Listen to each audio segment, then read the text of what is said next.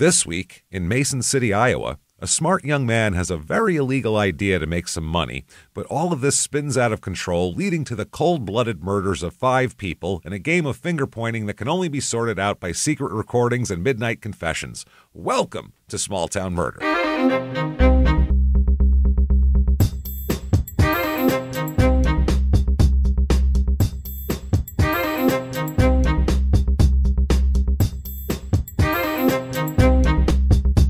Hello, everybody, and welcome back to Small Town Murder. Yay! Oh, yay indeed, Jimmy. Yay indeed. My name is James Petrogallo. I'm here with my co-host.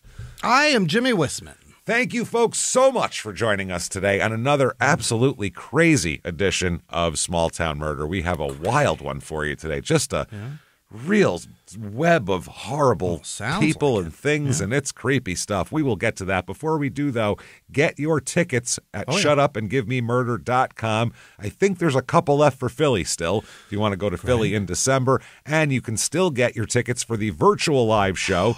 Happened last week, but you can still do it. Oh, it was such a fun show. So do it wherever in the world that you have internet. You can get this show. We dressed up in costumes, and it was a great story, really wild, and a lot of fun, and very funny, too. So get your tickets there, shutupandgivememurder.com. Also, listen to our other 2 shows, Crime and Sports and Your Stupid Opinions, which are very funny shows. You should listen to those. Then get yourself Patreon. You want Patreon. Patreon.com/CrimeInSports is where you get all of the bonus material. So much. Anybody, $5 a month or above, you're going to get everything we put out. First of all, hundreds of back episodes you've never heard before, all bonus episodes you'll get immediately upon subscription. Binge away on those. Then you get new ones every other week, 1 Crime and Sports, 1 Small Town Murder, and you get it all. This week, what we're going to talk about for Crime and Sports, we're going to talk about when teams relocate and the drama that causes, because it's really funny how very upset people get about this, and teams sometimes sneak out. It's like ending a marriage. It's horrible. Like you have to sneak out in the middle of the night in a U-Haul. It's nuts. So we'll talk about all that. And then for Small Town Murder, we're going to talk about the top haunted place in every state. And see which ones sound ridiculous and see which ones might actually sound a little bit spooky. So we'll check all that out and more. That is patreon.com/CrimeInSports. And in addition to all of that, all those episodes, you also get all the shows, Crime and Sports, Your Stupid Opinions, and Small Town Murder, all ad-free with Patreon. Ad-free. And you get a shout-out at the end of the show as well. So I'll give you everything we have there. So That's do all? that. That's all we can give you. You It's want everything. my kid? I'll Jesus. bake you a pie. I don't know what else to do. Patreon.com/CrimeInSports is where you get all of that and more. Disclaimer time. This is a comedy show, everybody. It's definitely, but the murders are insanely real. There is nothing made up about these stories, nothing that is embellished for comedic effect or anything ridiculous like that. This is insanely researched, and also going to be some jokes there. That's how we do it. But what we do, make it nice, is we never make fun of the victims or the victims' families. Why is that, James? Because we're assholes. But we're not scumbags. See how that works? It's real simple there. So if you think that true crime and comedy should never, ever go together, this might not be the place for you, but it might be. Maybe give it a shot. Give it a shot, because the stories are so crazily, they're good. So tell them, and we'll tell them to you, and you make up your own minds. But either way, no complaining later. No complaining. No complaining later. That said, I think it's time, everybody, to sit back. What do you say here? Clear the lungs, and let's all shout. Shut up and give me murder. Let's do this, everybody. Okay. Let's go on a trip, shall we? We are going to Iowa this week. Yeah. Let's do it. Mason City, Iowa. Oh, yeah. Mason City. Yeah, this is in north central Iowa, in the middle of nowhere, it looks like. It's about 2 hours to Des Moines, about 2 hours and 15 minutes to Cedar Rapids. So it's 2 hours from anywhere, really. It's about the same to like Sioux Falls over in the other direction. About 3 hours and 10 minutes to Bellevue, Iowa, which was our last Iowa episode. That was Death of the Dog Lady. I remember that one. Remember she had the dog grooming place, and yeah, that was a crazy episode. Wow, it's been a minute. Yes, this is in, I believe I'm going to pronounce it the way it should be pronounced. Who knows how they pronounce it in Idaho, but Cerro Gordo County. Did I say Idaho? I do that every time. Iowa. It's your favorite thing to mix up. Yeah. It is. I'll throw Ohio in there, I'm sure, at some point, too. Cerrogordo, Cerro Gordo, correct? Yeah. We're going with that. I don't know that. I know it's probably something different there, but it's a native word, Yeah. and it's very difficult to do. We don't know. Area code 641, nickname here, River City. Even though in the eastern part of the state there's like actual big rivers, but they're going to go with River City here because I believe it's the Winnebago River or something goes by here. Right. Yes, the Winnebago River and the Calmus Creek converge here. Right. So obviously a little bit of history here for Mason City. It is known for its musical and masonry heritage. Oh, really? And big as far as there's a huge collection of a certain type of building here and architecture, the Prairie School style of architecture. Do you know what that is? I'm a big fan of architecture, so I read up on this stuff. Yeah. Mosaic. There's this is what Prairie School looks stuff. like. Yeah, I mean, that's very obvious. It's just a lot of overhangs. What is that? It looks like a fucking looks like a beach umbrella. It kind of looks like one of those like Japanese buildings, like yeah, like that have like a roof on top of a roof. Yeah, a lot of roofs and a lot of overhangs and things like that. They describe it thusly here. Marked by horizontal lines, flat or hipped roofs with broad overhanging eaves, windows grouped in horizontal bands, integration with the landscape, and solid construction and craftsmanship. It reflects discipline in the use of ornament, which is often inspired by organic growth and seen carved into wood, stenciled on plaster, colored in glass, veined marble, prints, paintings with a general prevalence of earthly autumnal colors. I mean, what you just said sounds like historical Japanese to me. It's a lot of roofs, put it that way. That's all it really is. The town here, the first settlement in this area was around 1853 at the confluence of the Winnebago River and the Calmus Creek. The town had several Freemasonic-influenced names. Shibboleth, Masonic Grove, and Masonville, until finally Mason City was adopted in 1855 in honor of a founder's son, Mason Long. It was just the guy's name, Mason. So he had nothing to do with Mason shit.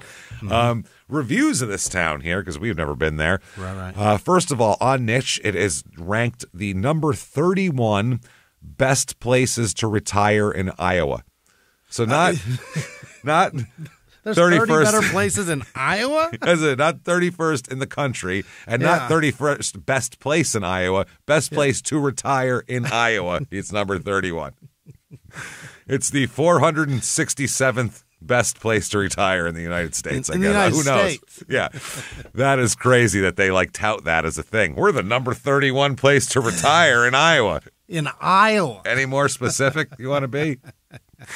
Wow. So here's some reviews. Here's 5 stars. I lived there my whole life, and everyone is a little dramatic when it comes to the flaws of the town. Oh. A little dramatic here. Every place has flaws. I think Mason is the perfect combination of big city but still local. It is not a big city, by the way. I've never heard of it. It has, exactly. They think it's here. They literally call it the city here. Like, wow. It's crazy. It has events for all ages going on all year long, but especially in the summer, when it's not freezing out. Right. There isn't much crime, and most people are nice. Now, that's one idea of it. Some people say it's like 1920s Chicago, like Al Capone gunning people down in the street. Oh, it's crazy here. You have no idea. It's Alfred Dillinger. He's just around the corner. It's basically like South Africa here. It was Cape Town where you get robbed stepping out of the hotel, places like that. 3 stars. Mason City is a small town that's always been small. That's better. It's the other person. It's got the big city. Who knows? Small town that's always been small. Always been small. It wasn't once a sprawling metropolis, huh? One time it was huge. Basically, it used to be Chicago. Then they changed up. The local government seems to want to keep it that way. Do they? Okay. I don't know. I don't think they're the ones keeping people out of Mason City, Iowa. I think it's just they don't know it exists unless they're retiring and they've gone through 30 other places. And they end up here. There's been numerous companies that have tried to locate to this town but have been shut out. Okay. You guys are keeping progress from happening? Is that what you're saying? That's what the accusation is. There are plenty of jobs for the unskilled worker. The selection of restaurants is fabulous. However, the array of shopping choices is nearly nil. Oh, wow. You got no shopping, but all the food. That's 3 stars, I guess. Yeah. 3 stars here. That's a mall, just a food court. No shopping. No shopping. Yeah, they shut down all the stores and left the food court open. 3 stars. Been living here since I was born to now. Okay. Born and now. raised, motherfucker. That's what you say. Lived here my whole life. That is a terrible way to put it. Up to now. Up to now. I was born, I'm still here. As a teenager, Mason City is a good place for old people to come and drive around and do nothing. There's almost nothing here for me or others to do. Maybe go to one of the 55 churches or try the art museum. Downtown is nice looking, but that's about it. Everywhere else are run-down looking houses and untrimmed lawns. Schools are good, I guess. I just wish there was more businesses and other recreational things to do for everyone so that I would like to go outside. You'd be better off going to some other town. You just Poor described teenager.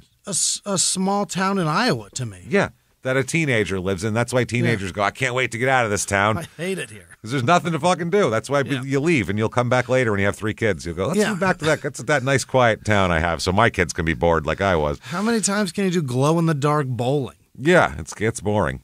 2 stars, a lot of crime in this town. Hopefully it gets better, but the killing is really close. Killing. The killing.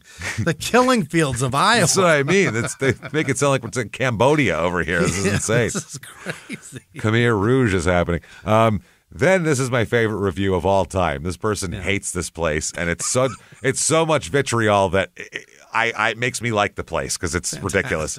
The title of it is "Hell Would Be Nicer." Oh, shit.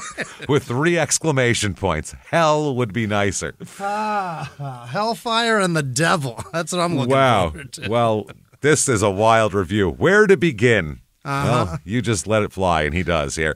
Murder, arson, abductions, bestiality, gang killings, meth labs, panty thieves. Panty thieves. High utility bills, no jobs, corrupt police, evil judges, minus 40 below wind chill, 90 degrees plus and high humidity all summer, vandalism, slumlords, religious freaks, backstabbing busybodies, horrible, bland, tasteless food. Stay away! And the panty thieving. Panty thieving. It's, well, it's 90 plus degrees out. You start to lose your mind and steal panties, apparently. Yeah. Well, or maybe with it that hot, wow. Your mom just misplaced them. Yeah. Eric is a bad fucking, he hates it here. My God. Not happy. He just named off all the bad things. Okay, people in this town, 27,385. So it's very small. Not a big city. Yeah, it's just a small city. It's a nice little size city. More women than men, about 51.2% women here, which is pretty high for a good sized city. Yeah. Median age is a little bit higher than the national average. It's 42 and a half. Family here, 50-50 is the usual for married. Sure. Here it's about 52%. A lot of people with kids. It's that kind of place. A lot of come here and do that and have kids and raise a family, and hopefully nobody steals their panties. That's the you never know though. So crazy that's the first time that's ever been mentioned. We've never seen that in a review, and we do this show. We do Your Stupid Opinions, which is a show about reviews. Never heard that one before.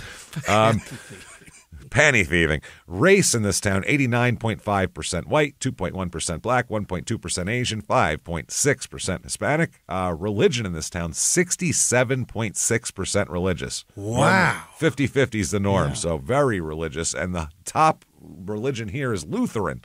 Yeah. I would have guessed that. Yeah, the mild Lutherans over there. Yeah. Got some Methodists. Even keeled. Yeah.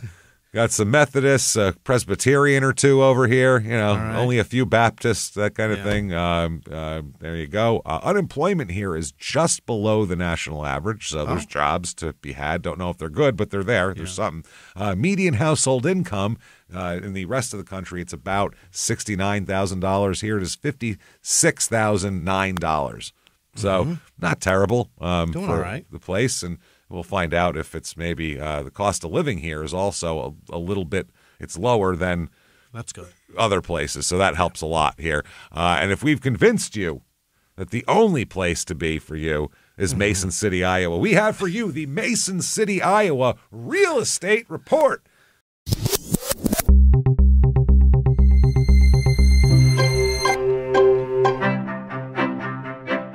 Average 2-bedroom rental here goes for $840. Okay, so more affordable than that's very affordable. Yeah, $400 less than the national average. Here's a house here, 2-bedroom, 1-bath, 668 square feet.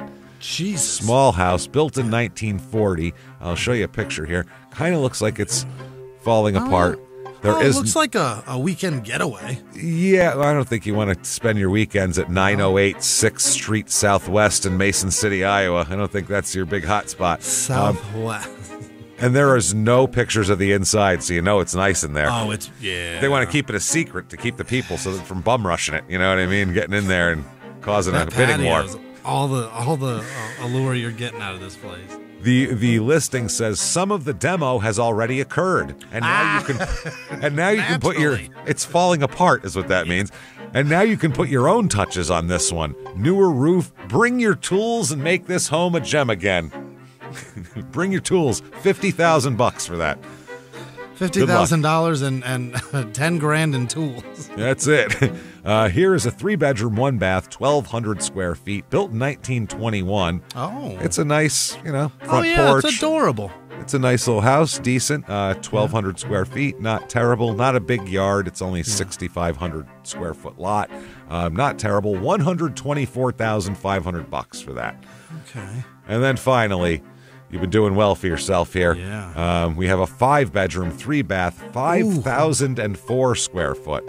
Big old house. Rich. Yeah. 1.91 acres on a lot, so not bad. The house, if you look at the picture, looks like it's 3/4 garage. Yeah, it is 3 cars, right? Is 3-car that 3 garage. 3? That's a 3-car garage, and then the house, which is like the same width, but it's a big place. The house place. looks like it has ears. What is that? I don't know. They're 2 chimneys. Oh, okay. They're just fireplaces. Right above the door, too. It looks like ears. Very different room. I don't know or maybe they have them like you walk in the door, you're surrounded by fireplaces on both sides. Not sure. $605,000 for that, though. Holy shit! Which, and anywhere else, that's a very expensive house for 5,000 square feet, and it's brick too. And two acres too. That's lovely. 2 acres. It says it offers spectacular lake views and a lifestyle designed for entertaining and relaxing. Yes, sir. And not bad. Yeah, I'm into it. Things to do here. Mm-hmm. Okay, we have the North Iowa Band Fest. Oh boy. Yeah, this one's not going to have Ludacris and Nelly at it, though. This is for local bands, unfortunately. Ludacris tried to get in this one, and they wouldn't let him. They're like, listen, man, county fair only for you. This is a local event. We can't have you in here. The theme for the 86th North Iowa Band Festival is The Sounds of Iowa. No. Celebrating the heart and soul of our great state. A lot of soul in Iowa. Mason City's signature summer event, the North Iowa Band Festival, celebrated its 86th weekend, hosting the largest free marching band competition in the Midwest. Oh, boy. That sounds like a nightmare. One fucking band can...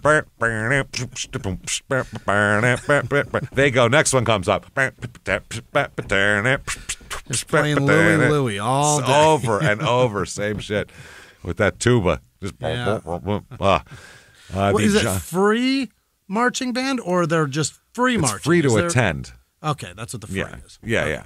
They have the John Adams Middle School Band will kick off the event. That's what I want to see, a bunch of 12-year-olds playing a band.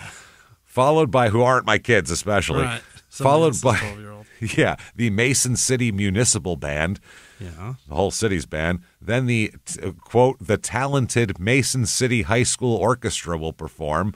Oh, boy. Great. The Mason City High School Jazz Band will be there. Yeah. On the main stage will be Will Barnett and Company. All right. And headlining the night will be Trophy Dads at 8 p.m. They don't sound like a school band. On Saturday, you have a lot going on, too. You got the an award ceremony. Noah Harris will get the music started on the main stage by 3, followed by Of Old Magic at 4 p.m. All right. BYO Brass will make their band festival debut. Bring your own brass, everybody. And Not Quite Brothers will take the stage at 8 p.m. to close out the evening. 4 Step Brothers. 4 Step Brothers or 4 white guys, either one, who aren't related. They also have the festival King and Queen, which has got to have that. They're the perennial marching band powerhouse Lake Mills High School. Claimed the Meredith Wilson Grand Champion Award, which is awarded to the high school marching band with the highest overall score. Fucking powerhouses, man. Wow. And apparently if you get invited to this, they reimburse all your travel and all this type of thing. Your whole band can come for free, basically, here. Wow. Yeah. NSB Bank took home first place for the, quote, Mr. Toot Award. Mr. What? Mr. Toot Award, which I believe you won that just for your gas output one year, didn't you? Wasn't that that's on your shelf, I believe. I showed up with a case of eggs, and I was like, I'm crushing all of you. And they were like, it's just cocaine, man. Leveled, brother. The Mr. Toot Award, which is presented to the entry with the most originality, artistic quality, and well-crafted design. Okay. Crime rate, what we're interested in. Now, remember, panty thieves, gangs, bestiality. It's so bad. You can't let your kid outside. He'll be gone in 3 seconds and be dangerous. Hung upside down, skinned in a tree before you know it, with her panties missing, before you even know it. Crime rate in this town, the property crime is a little bit high. Okay. It's about 1/4 above the national average. So That's there's some panty property thieving. crime. That's panty thieving. Now, violent crime, murder, rape, robbery, and, of course, assault. Murders are getting close, if you remember. About half the national average. Oh, so it's incredibly safe. It's very safe here. You guys are out of your mind. Except for your Victoria's Secret. That's gone. Yep. The problem they have here mainly is drugs, because it's yeah. the Midwest and small towns. I mean, there's it's nothing cold. to do. Remember that boring. teenager talking? Yeah. What do you think he's going to do to try to find something to do? He's either going to get out of here or do drugs, one of the two. Yeah. So that said, let's talk about some murder here. Here okay. We have a wild one here. We have to go back in time, first of all, to Sunday, July 25th, 1993. Okay. It is 3 p.m. on a nice Iowa summer day. It's not a real hot day. But it's cloudy on and off. Might rain. Never know. Now, by the way, July 25th, 1993, what do you think the number one song on the Billboard charts is that day, Jimmy? Was it Boys to Men? No, it wasn't. 93? No, it wasn't. Was it Whoop, There It Is? No, that was later. That was like 96. Was that was later? Yeah. This is Can't Help Falling in Love by UB40. Oh, wow. God Remember damn it. them? Yeah. I know all their songs, and then they did them again. Just do them again. I think. Yeah. By the way, I think that's what Diddy's idea. He saw UB40 and he was like, "Okay, if a bunch of white dudes with red hair can do remakes of reggae songs, and do it into reggae, I can do anything. I can remake a Led Zeppelin song and make money off. I can do whatever the fuck I want. Sting, Coming for You. I think he figured it out. They kind of put like a Jamaican swing with their accent too, right? They're like the house band at some bar in the Florida Keys. That's what they are. Yeah. A bunch of non-threatening red-haired dudes playing steel drums and fucking pretending to be reggae. Can't help falling in love with you. They said with you. Yeah, he's a same thing. Red. Yeah, it's all reggae shit. Yeah, why did they do that? Because that's that not was how their you jam. sing. Nope. And so around this time, also you had Janet Jackson, SWV, and Mariah Carey all had number one hits too. Yeah. In the theaters, I just find this interesting. In the theaters, number one movie that week was In the Line of Fire. Yeah. What was it? In the Line of Fire. Wow, Clint Harrison Eastwood Ford, special Secret Service movie. Is that not Harrison Ford? No, I think maybe I'm thinking this is the one where Clint Eastwood's the Secret Service agent. I think. All right. And Jurassic Park number 2. Oh yeah, that's a good one. Cliffhanger, Last Action Hero, and Scent of a Woman in there too. What a time to be alive! Wow, you got Schwarzenegger, Stallone, Al Pacino, dinosaurs, and Clint Eastwood. What a time! That's wild. Now, back to the day we're talking about. Yeah, Jeff Goldblum. July 25th, 1993. Back to now. Nice summer day, like I said. There's a woman named Marge Milbrath. Old Marge here. She's driving to the grocery store, and she drives by her daughter's house. As you do. as you do. Her daughter's name is Lori Duncan. She's 31. Lori's a single mom, got a couple little girls, got a 6-year-old and a 10-year-old. And as Marge is passing by, Lori smiled and waved and said, "Hi, Mom." All right. She said hello and went on to the grocery store. Now, Lori, we'll talk about her, the daughter here who has 2 young children. Her parents are Marge and David. Lori was in the Navy. She's a Navy veteran. Oh. Honorable discharge and all that sort of thing. She's got her 2 little girls now, and she's a single mom just into raising her kids. That's what she likes to do. Yeah. Just likes to raise her kids and concentrate on her kids. She works and, raises her kids and that sort of thing. And she's from Mason City. She's born and raised in Mason City. Well, she was born and then stayed here up till now. Well, yeah, absolutely. Well, yeah, she went in the Navy at first. She's a big fan of Elvis. Loves Elvis. Right, That's her shit. Elvis is her favorite thing in the world. And she's known for always finding the good in people. She can always find something good about somebody, which is a nice, positive lady. Yeah. A nice quality that I wish I had. It's very nice. Well, you can find it in them, but you just don't. It's after I've already buried them in the bed of who they are. You've already murdered them in your head. Yeah, it's not good. Now, she has 2 daughters. One is Candy with a K and an I, by the way. Oh. So not your traditional, Yeah. not the traditional Candy spelling. Not at all. She is 10 years old at this point, and she's in 4th grade, super into kittens and stuff like that. Like a 4th grader. I like kittens and playing outside. Easy.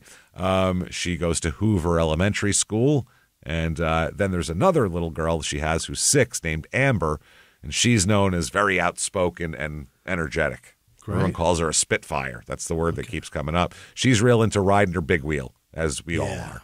If I had a big wheel, I'd be into riding it too. Now. I'd do it today. Fuck. Today, yeah. I want one. They've been putting motors on them. I kind of want to do it. Well, that's so awesome.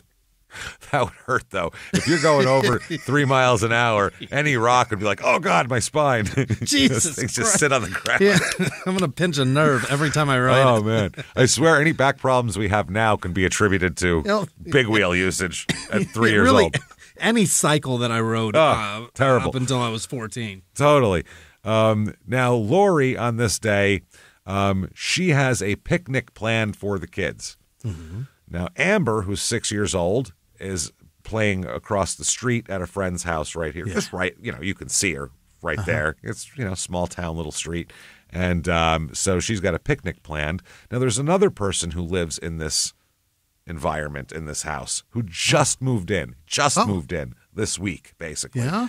That is Gregory Nicholson.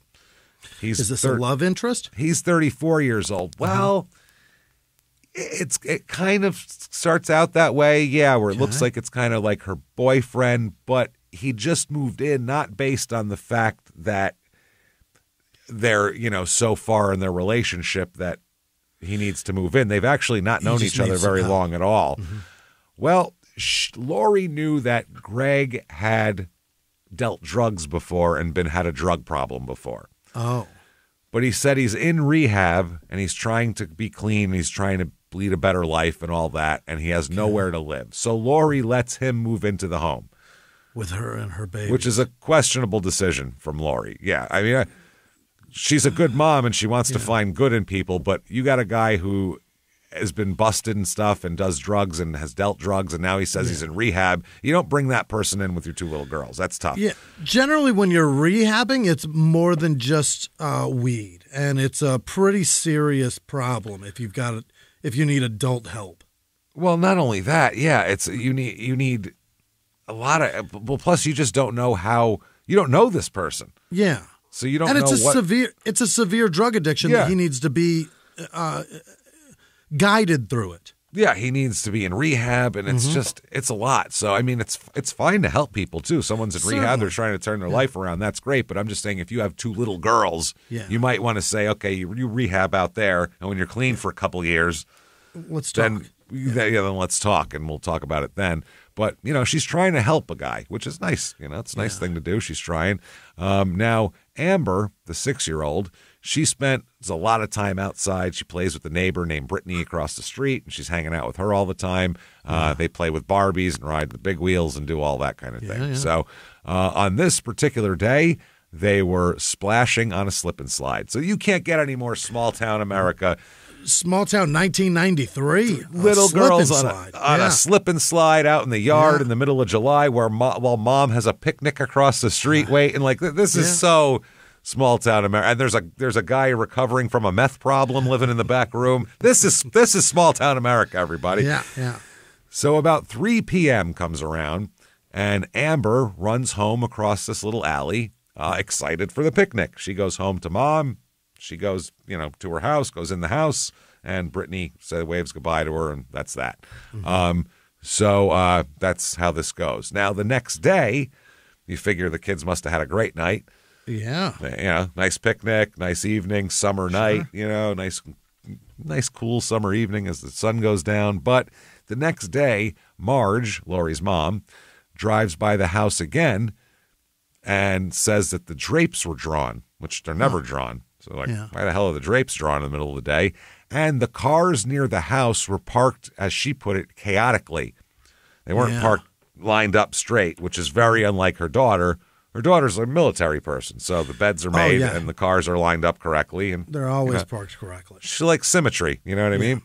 So she said, maybe she was in a rush and came in and, was in and out. Who knows what she's doing? So she left it alone.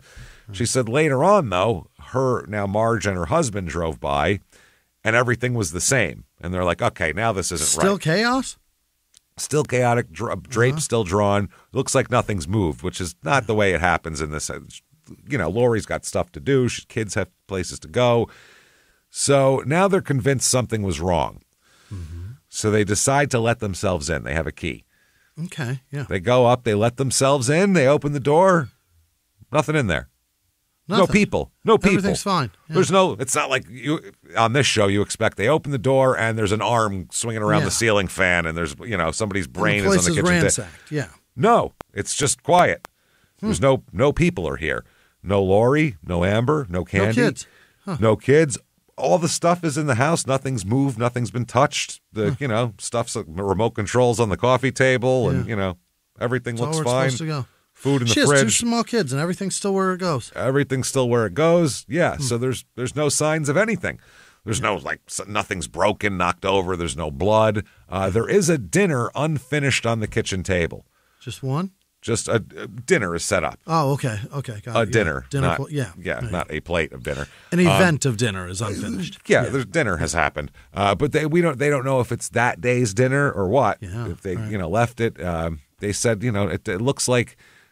They go into Lori's room. It looks like, maybe like a couple of things are gone. Like maybe Lori, it looks like she packed to go for a night maybe or something. Mm-hmm. That's it. And then there's a note to a neighbor. Okay. And it said, Phyllis, had to leave on short notice. Will be in touch shortly. Love, Lori. Okay. So now they're like, why wouldn't she tell us that she's leaving? Why is she leaving a note for Phyllis? Why didn't she call her mom? Yeah. She knew I'd be worried. This is crazy.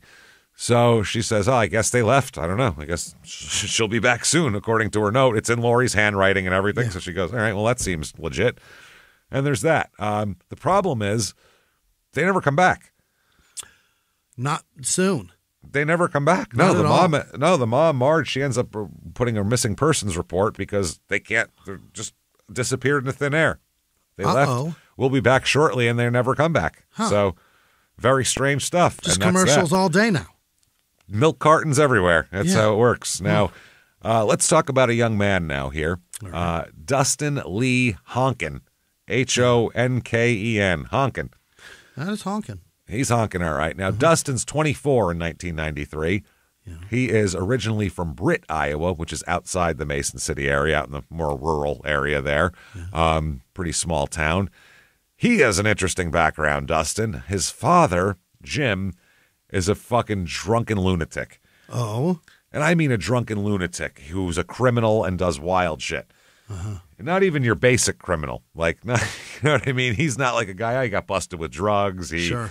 Yeah. He robs banks and shit. He's nuts. Oh, wow. Totally different type of deal. He has 2 sons. He's got Dustin and he's got Jeff is another son here. And he's got a sister also named Alice Nelson. That's his sister's name. One word. That's the first name? Alysnelson. Alice Nelson. Couldn't decide between Allison and Nelson, so you're Alice Nelson. Wow. Yeah. Real weird. Now, Dustin is the younger brother, and he is a fucking nerd. Really?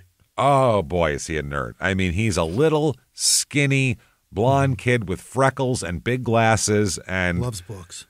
Yeah, he is like the kid who got attacked by fucking bees in that My Girl movie. That's what he looks like. He's a goddamn nerd, this kid. He's skinny. He's real skinny, too. Okay. So he's really just a lanky kid. Everybody says he looks like he is like getting ready to try out for like Revenge of the Nerds into the next generation. Like that's what he looks like. He's like a stereotypical nerd, basically. Freckles and big glasses and the whole deal. So he's also very smart too. Oh, which if you're going to look like a nerd, at least get good grades. That's the worst. Yeah, just yeah. Those kids who look like nerds and have big glasses and are skinny and goofy and are dumb, they're can't answer. That's not fair, man. Goddamn thing! I'm That's cheating not fair. off you fucker. Figure it out. I saw the glasses. I figured you knew what you were doing. What the hell? Yeah. I just have bad eyesight. I'm not smart. God What's with damn the it. howdy doody cosplay if you're not smart, you son of a bitch? Just shit together, asshole. So now he's into math and science. He was a pretty good writer, too, but math and science are his main deals. When he graduates from high school, he earns a scholarship to the North Iowa Area Community College. That's all. Say that again. North Iowa Area Community College. This is the community of the North Iowa area. That's what this is. That's 1991. There's a lot of towns. There's a lot of stuff there. He dreamed of being a pharmaceutical lawyer, which I didn't know was a job. Is that a job? Yeah. I guess you'd have to. A lawyer for a pharmaceutical company? How many lawsuits is he figuring they're getting? So specific. I don't know, but it's not like he had Google to look it up and go, ooh, pharmaceutical lawyers, they make a lot of money. Like, he must have pulled that out of his ass. Now, the family business is a little different than pharmaceutical lawyering or, math or science or anything like that. Well, this is interesting. His father, after Dustin graduates high school, his father convinces him I don't know if Dustin got like a part-time job there or if he knew somebody and could kind of get around the building and be comfortable, but he convinced Dustin to steal a key to the local bank and copy it. Dustin. Then his father robbed the bank using the key. Yeah. That's how that works. What else would he use it for? Yeah, well, he just wanted to go in and decorate for Christmas. Just in case you get locked in, son, you can call me and I can get you out. He wanted to go in and decorate the tree a little better. That's all. He's like, this place, they don't go all out, and I'd like them to. I'm gonna fill up the a Hanukkah dum-dums. thing. Yeah. Putting a menorah up too, just so everyone feels included. Now the second bank robbery that happens, because that's the first one. Yeah. Wow. The second one, the second time his dad robs a bank, his dad gets busted and ends up in prison for bank robbery, where his sons would visit him all the time, Jeff and Dustin, and he would tell them, oh, man, he would just give them stories of his criminal exploits, and this is what I'm doing in here, and I got a scam set up over here, and I got a scam set up here, I got something going on the outside. What is it, 1843 on the Dusty Trail, and you got that's what I mean. Stories hey guys, to tell? That's what he does, though. This guy, he brags to his sons about how much of a criminal he is. What the fuck is that? I don't... Obviously, it's not like he's saying, do as I say, not as I do. He's having them steal keys for him. So he's just copying them, initiating them into a life of crime, which is ridiculous. Making them an accomplice. Yeah, and he's saying that, and if you look up to your dad and your dad's telling you this is what I'm doing and it's great, you go, well, maybe I should be doing that. Now, before he starts at the North Iowa Area Community College, he needs money. Yeah. Because his dad's in jail and he's doing all this. And this shit ain't free. He starts selling a little bit of weed and a little bit of coke on the side here, which is, I can understand that. Just a little subsistence just to get by, pay the rent. A little bit here, a little bit there, Yeah, and he's starting to build a list of customers as he goes because he's also a nerd, so he's pretty efficient at doing shit like this, which is which is interesting here. Then he goes to a year of his community college, very into chemistry. That's his main deal. Got an A in chemistry. Yeah. All about that, and he has an idea. He's like, Sudafed and battery acid. I know chemistry, and I know people who like drugs, and we'll buy them from them. Yeah. I should make my own. This is the very first Breaking Bad. I was going to say, this story, by the way, I didn't want to give it away, but this story, when you hear the whole thing, you're going to go, so dude just copied this story and made Breaking Bad. That's crazy. Basically, essentially, and put cancer into it instead of this, what's going on. But I mean, gave him a reason to do it. When to make him a protagonist instead of just a drug-dealing asshole. Right. When you gotta make him likable. Yeah. When you hear the whole story, you're going to go, oh, my God, this is Breaking Bad. That's what happened. It's crazy. So he said, yes, I can do this. He goes, and I can manufacture and distribute. I don't have to buy it for a, no middleman. No middleman, especially by the time the drugs get to Iowa, the price has been jacked up quite a bit. Sure. Yeah. It's not like you're waiting on the dock for them or something. Right. So he said, I can do this, and why work for somebody else? I could be my own boss. This is great. Dad always told me, be your own boss, Get out there and be somebody. Don't make somebody else's profit. Don't be frontline, be CEO. Absolutely. So he's got a friend named Tim Cutcomp, Cutkomp, Cutcomp. Yeah. That is his best friend since childhood, Dustin's best friend. Now, they decide after a year of college and chemistry, let's move to Arizona to make meth, and then we can sell it back here in Iowa and get rich. Yeah, it's very easy to do that out in the desert of Arizona. Yep. And that's what they do. They get a place outside Tucson, which if you know anything about Arizona, you can do anything you want out there. No one cares. Yeah. There's nothing going on. They've been best friends since the first grade, by the way. Now, he is, I guess, Dustin, as kind of nerdy, and he's kind of a temperamental guy as well, Cutcomp looks up to him like with wide-eyed admiration. Yeah. He thinks that Dustin's like a tough guy and someone who'll always protect him and have his back. Well, how much of a pussy is he? How much of a nerd is he? That's what I mean. Yeah. This is crazy. So either way, they're in this endeavor together. They share the profits and everything else, but everybody knows that Dustin is in charge, period. That's the guy. He's the leader of the crew here, no matter what. Kingpin, James. Kingpin. Well, to get started, he borrowed $5,000 from his brother Jeff, Dustin does, and they bought chemicals and equipment and started working and experimenting in his brother Jeff's kitchen on making meth. Holy shit. I mean, imagine you were going to make jarred soup. You'd really have to experiment for a while and, try different methods and batches, and this one needs more sugar and this one needs more Sudafed. The brewery until you get the recipe perfected. Yeah. You perfect, and you do that in your garage. You know what I mean? You don't just start mass producing the shit. Right. So within a year, they moved to a secluded house south of Tucson out in the desert somewhere. God dang. That's south of Tucson. South of Tucson. Which I was like, that's Mexico. There's nothing else Sierra south of Vista. Tucson. That's it. And that's, I guess that's sort of south, but it's also off. It's a mess. Anyway, so they get together a sophisticated meth cooking setup, and they produce several pounds of methamphetamine at a time. Wow. They're doing well here, which they would send it back to northeast Iowa and have it sold there. Sure. They have 2 mules that do this for them, that take the shit to Iowa and sell it for them, guys they can trust. Yeah. One is a guy named Terry DeGues, Degues. So you're DeGues, whatever it is. He's 32 at the time. He's a heavy equipment operator who works for his father and also runs meth back from Arizona to Iowa, sells it. And probably is a pretty good addiction, yeah? Yep, sends back the profits. Yeah. The other is a guy named Greg Nicholson. Now, Greg Nicholson is the man that Lori Duncan allowed into her home because he had a pretty good meth problem. He had a meth problem and was in rehab. Yeah. So that's where he comes in, Greg Nicholson. Now, he is the other guy who goes back and forth. Now, Dustin is really into this. He looks at this business like he started a real business. Yeah, because he did. He might as well have started like a barber shop or something where he's like, no, the chairs we're going to have magazines and then we're going to have screens. We'll have screens on like in the mirrors built in. You ever been to a hotel room? In the bathroom, they got screens in there. That's what we're going to do. It's going to be awesome. That way the guys can watch stuff. Red It's going to be vinyl so on the cool. chairs. A little bit of glitter in the vinyl. You never know. Yeah. Just but it's red with the glitter. That's how you do it. Just so they know it's fancy. Yeah, it's got to be like a 50s soda shop. Ooh, shaves. We got to do close shaves, straight razor shaves. We'll get foamy lather. We'll foam the guys up. Hot leather. That's it. Hot leather.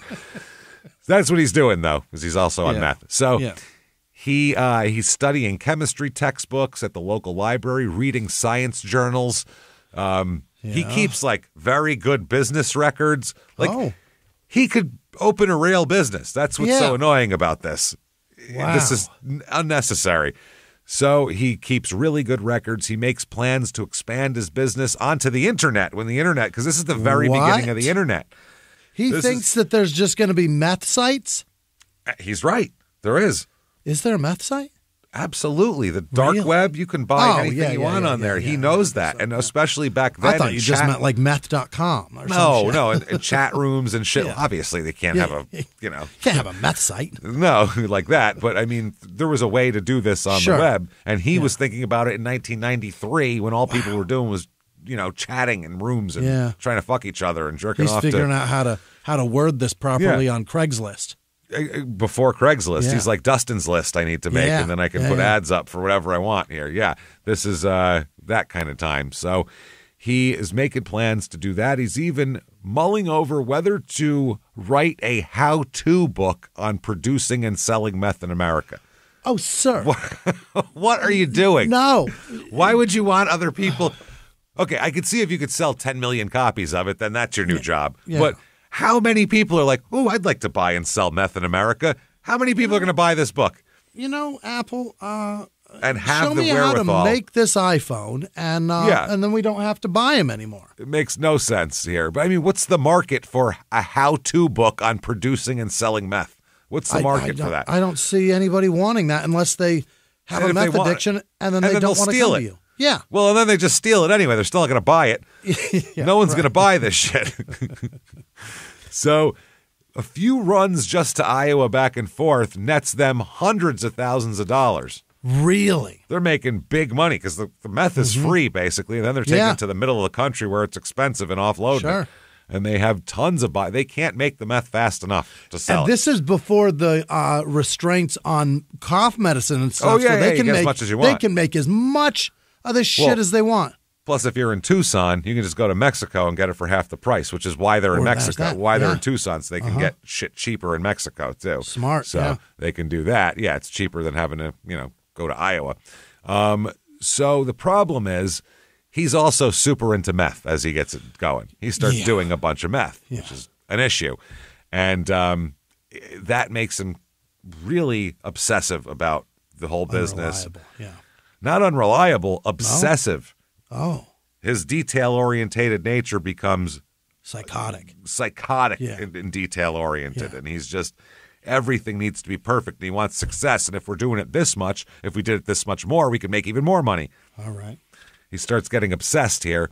And on one of the trips back to Iowa, he meets a woman who shares his entire ambition, love of meth, and love of money, and also lack of compassion for anything else here. This is Angela Johnson. She's 29, so a few years older than him. They're going to hook up here. Eventually, they're going to have a kid together and everything. Now, a little bit about Angela's background, because it is wild. Okay. She's got a mom named Pearl. She's got 4 siblings, Wendy, Holly, Jimmy, and Jamie Joe. Jamie Joe. They got a Jimmy and a Jamie Joe.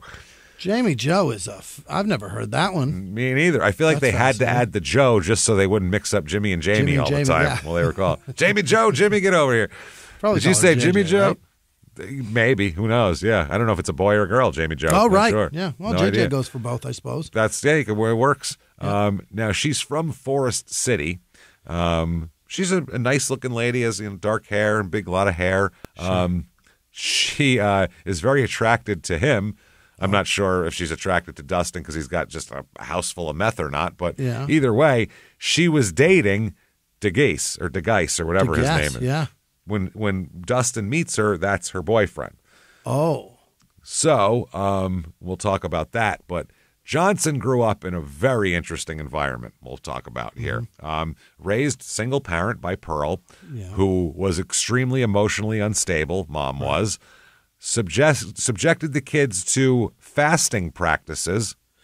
That's starvation. That's weird. Long periods of abandonment and physical detachment, occasional physical abuse, and not good, basically, the things they do. There's even more, but eventually Angela ends up just having a string of awful men that she goes. Every guy she goes out with is worse than the last one. They're abusive. They're on drugs. They're criminals. And she had a terrible mother. Oh, it gets worse. Oh, boy. She was psychologically abused the most, more than physical, although she was physically abused. When she was a child, when she was bad, her mother and other adults would sit her down and engage in exorcisms on her.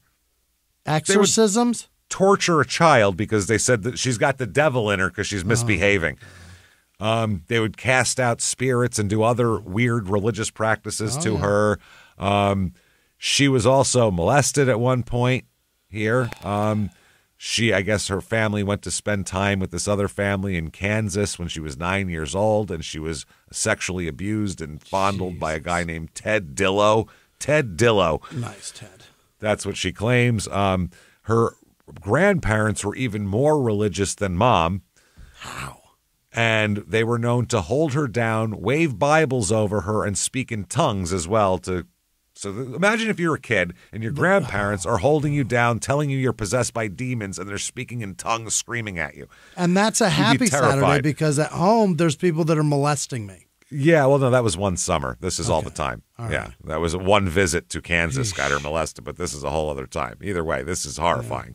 That's a lot. But now she gets into the whole, meth thing here and said at first it was about the money, but unfortunately later it turned into wanting methamphetamine. Oh, boy. That's what it is. Now, March of 1993, everything's going great for Dustin and his whole, he's got a whole operation. Yeah, sure. It's going great. The problem is that neither he nor his buddy there, who's working for him, neither he or Cop or whatever his name is, neither of those guys know that there's somebody in their team got busted and has been informing on them. Oh, shit. Which is not good. One of They their dealers didn't even take that into account as a possibility. never thought about it. No, they thought everything's going great. One of them had turned on him and wore a wire even to a meetup with them and recorded Dustin making a $3,000 deal for a future meth pickup. So the cops end up going to Dustin's Mason City home, which is at 1104 16th Street Northeast, which I looked it up. Here's a picture of it. It's one of those houses that looks like it's always having a yard sale. Yeah. Because all of their shit's outside. Doesn't look positive. How much is that? It is a 2-bedroom, 1-bath, 832 square foot house for $66,000. Okay, yeah. And it's what it looks like. And there's way too many cars for how big it is. There's 2 bedrooms and 6 cars. It's too much. A lot of shit outside. Furniture and weird stuff like that. Now, so they end up, Dustin and Cut Comp end up getting arrested in March of 1993 on what is at first state drug charges. Okay.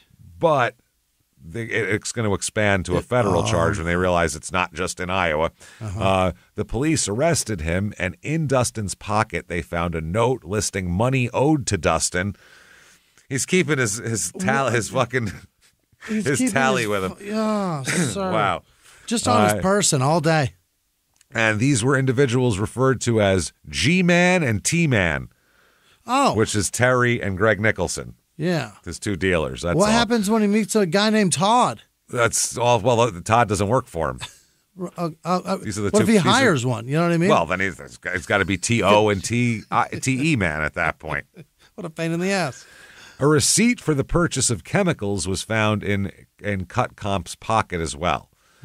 which is not good either. After Dustin was arrested, the brother Jeff disposed of items from Dustin's drug lab that he had kept in one of Jeff's storage sheds. Yeah. So he had backup drug lab shit there. Oh, this is my backup meth lab in case something happens to this one. So Jeff throws all that shit out so he doesn't get arrested too. Yeah. Now, while preparing for trial, this is like The Wire. Remember in The Wire, I think it's season 2, when they bust Avon and he's got all that weapons and grenades and shit around him, and fucking McNulty puts the warrant in front of his face and he goes, "This is give you something to think on here," and it says the informant and it says Russell Stringer Bell on there, and he's like, "Oh shit." That's what he does here, basically. They show him the warrant and they go, "Look at that." And that tickles you a little bit, doesn't it? And they said the prosecution source for all this is Nicholson, his dealer. Yep. And Lori's new housemate. Oh, fuck. Yes. So Nicholson testifies before a federal grand jury in April, and the grand jury indicts Dustin for conspiracy to manufacture methamphetamine, and the state charges are dismissed, and now they are federal charges. Oh, no. Which carry way more time and are way worse. A lot easier to get convicted on. Nicholson had agreed to cooperate with law enforcement and told agents that Dustin had supplied him with several pounds of methamphetamine over a period of 10 to 11 months, for which he paid Dustin a total of approximately $100,000. Wow. On March 21st, 93, Nicholson met with Dustin to deliver drug proceeds. During their conversation, which was monitored by police because Nicholson was wired, they discussed past and future deliveries of meth. Just expose the entire operation in one conversation. Yep. So that here, now, when he sees this, Dustin sees, oh shit, my main guy ratted me out. He tells the judge that he's going to plead guilty to the drug charges. I'm obviously fucked. You have my whole operation. He's not stupid, Dustin. He knows that he's screwed here. If they have Nicholson testifying, he's done. And you've got a lot more than you're going to tell me you have. Yeah. So during June and July of 1993, he's out on bail. So he and Angela Johnson go looking for Nicholson. Oh, boy. Who they can't find him. He is not in any kind of protection or anything. They just can't find him because he has moved in with Lori Duncan, and they don't know Lori Duncan, so they don't know where to find him, which is why he's living there. He's hiding, basically. So they're searching for him, often asking Angela Johnson's friend Christy to babysit Johnson's daughter while they looked. Angela Johnson says, "We're going to drive around. We got to look for a guy who's ratting on the meth empire that we have going on. We're going to go kill him, and then we'll deal with our kid here, or my kid." On July 7th, 1993, Angela Johnson purchased a 9mm handgun about 5 miles from her house as well. She has no criminal record or anything, Angela. Now, Lori, back to Lori Duncan, she had no idea that Nicholson, A, was still involved in drugs at all, or B, that he is hiding out in her house after informing on his meth suppliers to the federal authorities. See, I felt a little beside myself about Lori allowing him there because she's got the 2 kids. But he should feel like a piece of shit for allowing himself to stay there with 2 children in the house. I don't think morals are really his big deal. He's a meth dealer. Touche. I'll allow it. Hey, I don't want to come down. I don't want your kids to have a bad childhood. He's a meth dealer, for Christ's sake. He should certainly consider that, though, being that these little girls had nothing to fucking do with this, and people might be willing to hurt him. He's considering I'm using people, so I don't. Yeah. You know what I mean? I'm ratting on my friends and then hiding out here, putting these people in danger. I don't care. I'll sell people poison. I don't give a fuck. It doesn't matter. That's a great point. Yeah. Yeah, whatever. He doesn't care. It's funny. So Lori had no idea about this. Earlier in 1993, Mason City Police found nearly 150 grams of pure meth and $5,000 cash in Nicholson's house. That's how this all started. They busted him. They said, "We'll put you back out on the street if you wear a wire for us." He said, "No problem." Easy. So he's facing a lengthy prison sentence. That's why he cooperated. Now, according to his ex-wife, Greg Nicholson became extremely paranoid. His ex-wife, Leslie, said that he would not let her go outside or even stay too long near the windows. Oh. Because someone might see her or someone might shoot her because they're after him, even though they didn't know he flipped. But he's on meth and paranoid, and that's what happens. Now, she said that she knew her husband occasionally used drugs, but she didn't realize that he was selling them and using them every day. That's what she says. She thought that Dustin and Greg were discussing instruments or equipment for her husband's band. They're just going to play in a band. They're talking about like pickups for the guitar and shit like that. What kind of pedals are you using? Do you get a good like wah, wah out of that, or is it more like a high pitch? How's it work there? Like that's what they're talking about. What kind of drum heads do you like? I prefer the Zildjian, but a lot of people like the those Evans are real nice. That's what I mean. You never know here. I mean, the Crash, the Ride, you go only Zildjian. That's the thing, and you got to go 18-inch, dude. On this bull, 22 if you can get it. Honestly. Yeah. So that's what's going on. She thinks that when standing outside fucking talking to each other all quietly in the driveway, that's about musical instruments, not about meth deals. Yeah. I don't know if I believe her. Anyway, she said Dustin told him that if he needed to, he could have Greg or anybody else taken out for $50. $50? $50 is all it would take. Probably and some meth, I would say. Yeah. Get him good and methed up and then $50 and more meth.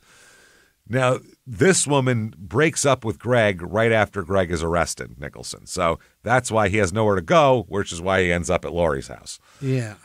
Now, July 24th, 1993, the day before Lori and the kids disappear, Dustin and Angela Johnson ask the babysitter again to babysit Johnson's daughter, and they also borrow this woman's car so that they could go search for Nicholson. This is on a daily thing. You watch the kids, and they go out and just drive around and look for Greg Nicholson. He's got to be around here somewhere. Now, they would normally return about midnight from these expeditions, but on this occasion, they didn't come home till about 5 in the morning. Wow, that's a long night. Long night of looking, absolutely. That is July 24th. They took them and came back that night. Now, July 25th is the day that Greg, Lori, Amber, and Candy all disappear.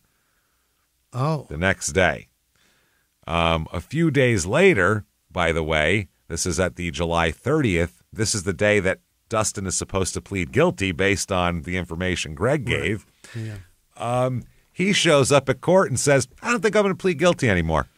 I think I'm just going to go ahead and fight this. He said, I don't think you have the witnesses. He told his attorney that there was a rumor that Nicholson had taken off and skipped town, so he doesn't think he's going to be testifying against him. Then he gives his attorney a VHS tape. Oh, watch on this and you'll know why. Yeah. Yes, on this VHS tape is Barney's Greatest Hits. And he's like, why are you showing me this? And he's like, well, it's 1993. I really feel like you should know this. Do you have kids? No. He gives him a VHS tape of UB40's Greatest Hits. That's what. No. Red wine. Red wine's on it and everything else. Fucking. It's Nicholson, a tape of Nicholson saying Dustin was not guilty of these charges against him and that he had made up everything he said to get himself out of trouble. It's a recanting of all that he'd done before. It's a videotape of Nicholson sitting in his living room giving this, in Laurie Duncan's living room, giving this speech, okay? Not guilty. Now, the judge has after a while here, they has no choice but to, they don't have a case anymore. They have one witness. That's the case. Yeah. And they need him to verify everything. You got to have the witness. So, that's kind of in limbo now. Then on November 3rd, 1993, Terry DeGeis or whatever, their other drug dealer here, he's reported missing on November 5th, 1993. Yeah. So they basically the government was still looking into Dustin, trying to find avenues to get in without Nicholson as a witness. But now they were turning to DeGeis and trying to bust him, basically, and get him to flip. Dustin had told his friend Cutcomp that he was worried about DeGeis testifying against him. Oh. Dustin believed DeGeis had been subpoenaed to appear before a grand jury, just like Nicholson was. So on this day of November 5th, DeGeis drops his 10-year-old daughter off at his mother's house and told his mother that he was going to meet his former girlfriend, Angela Johnson. Oh. Yes, DeGeis said he would return shortly to pick up his daughter, and he never came back. But we know that he was supposed to go out and meet Angela Johnson like in the middle of nowhere somewhere. So weird. Okay. Now, early 1994, okay, while cleaning a bedroom closet, Gabatz is the woman's name. She's the woman who that Angela Johnson keeps leaving her kid with and borrowed her car and does all that. Gabatz. Now, she discovers a large black handgun with an attached silencer in a cosmetics bag belonging to Angela Johnson, her makeup bag. Yeah?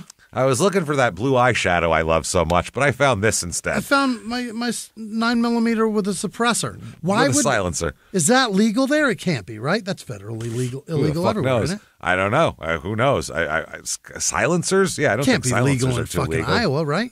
I doubt it. Not outside of a range, probably. Right, unless you have a tax stamp. But something. I don't know how it works. 93 especially. 93 we still had gun laws. Like you couldn't buy a machine gun in 1993.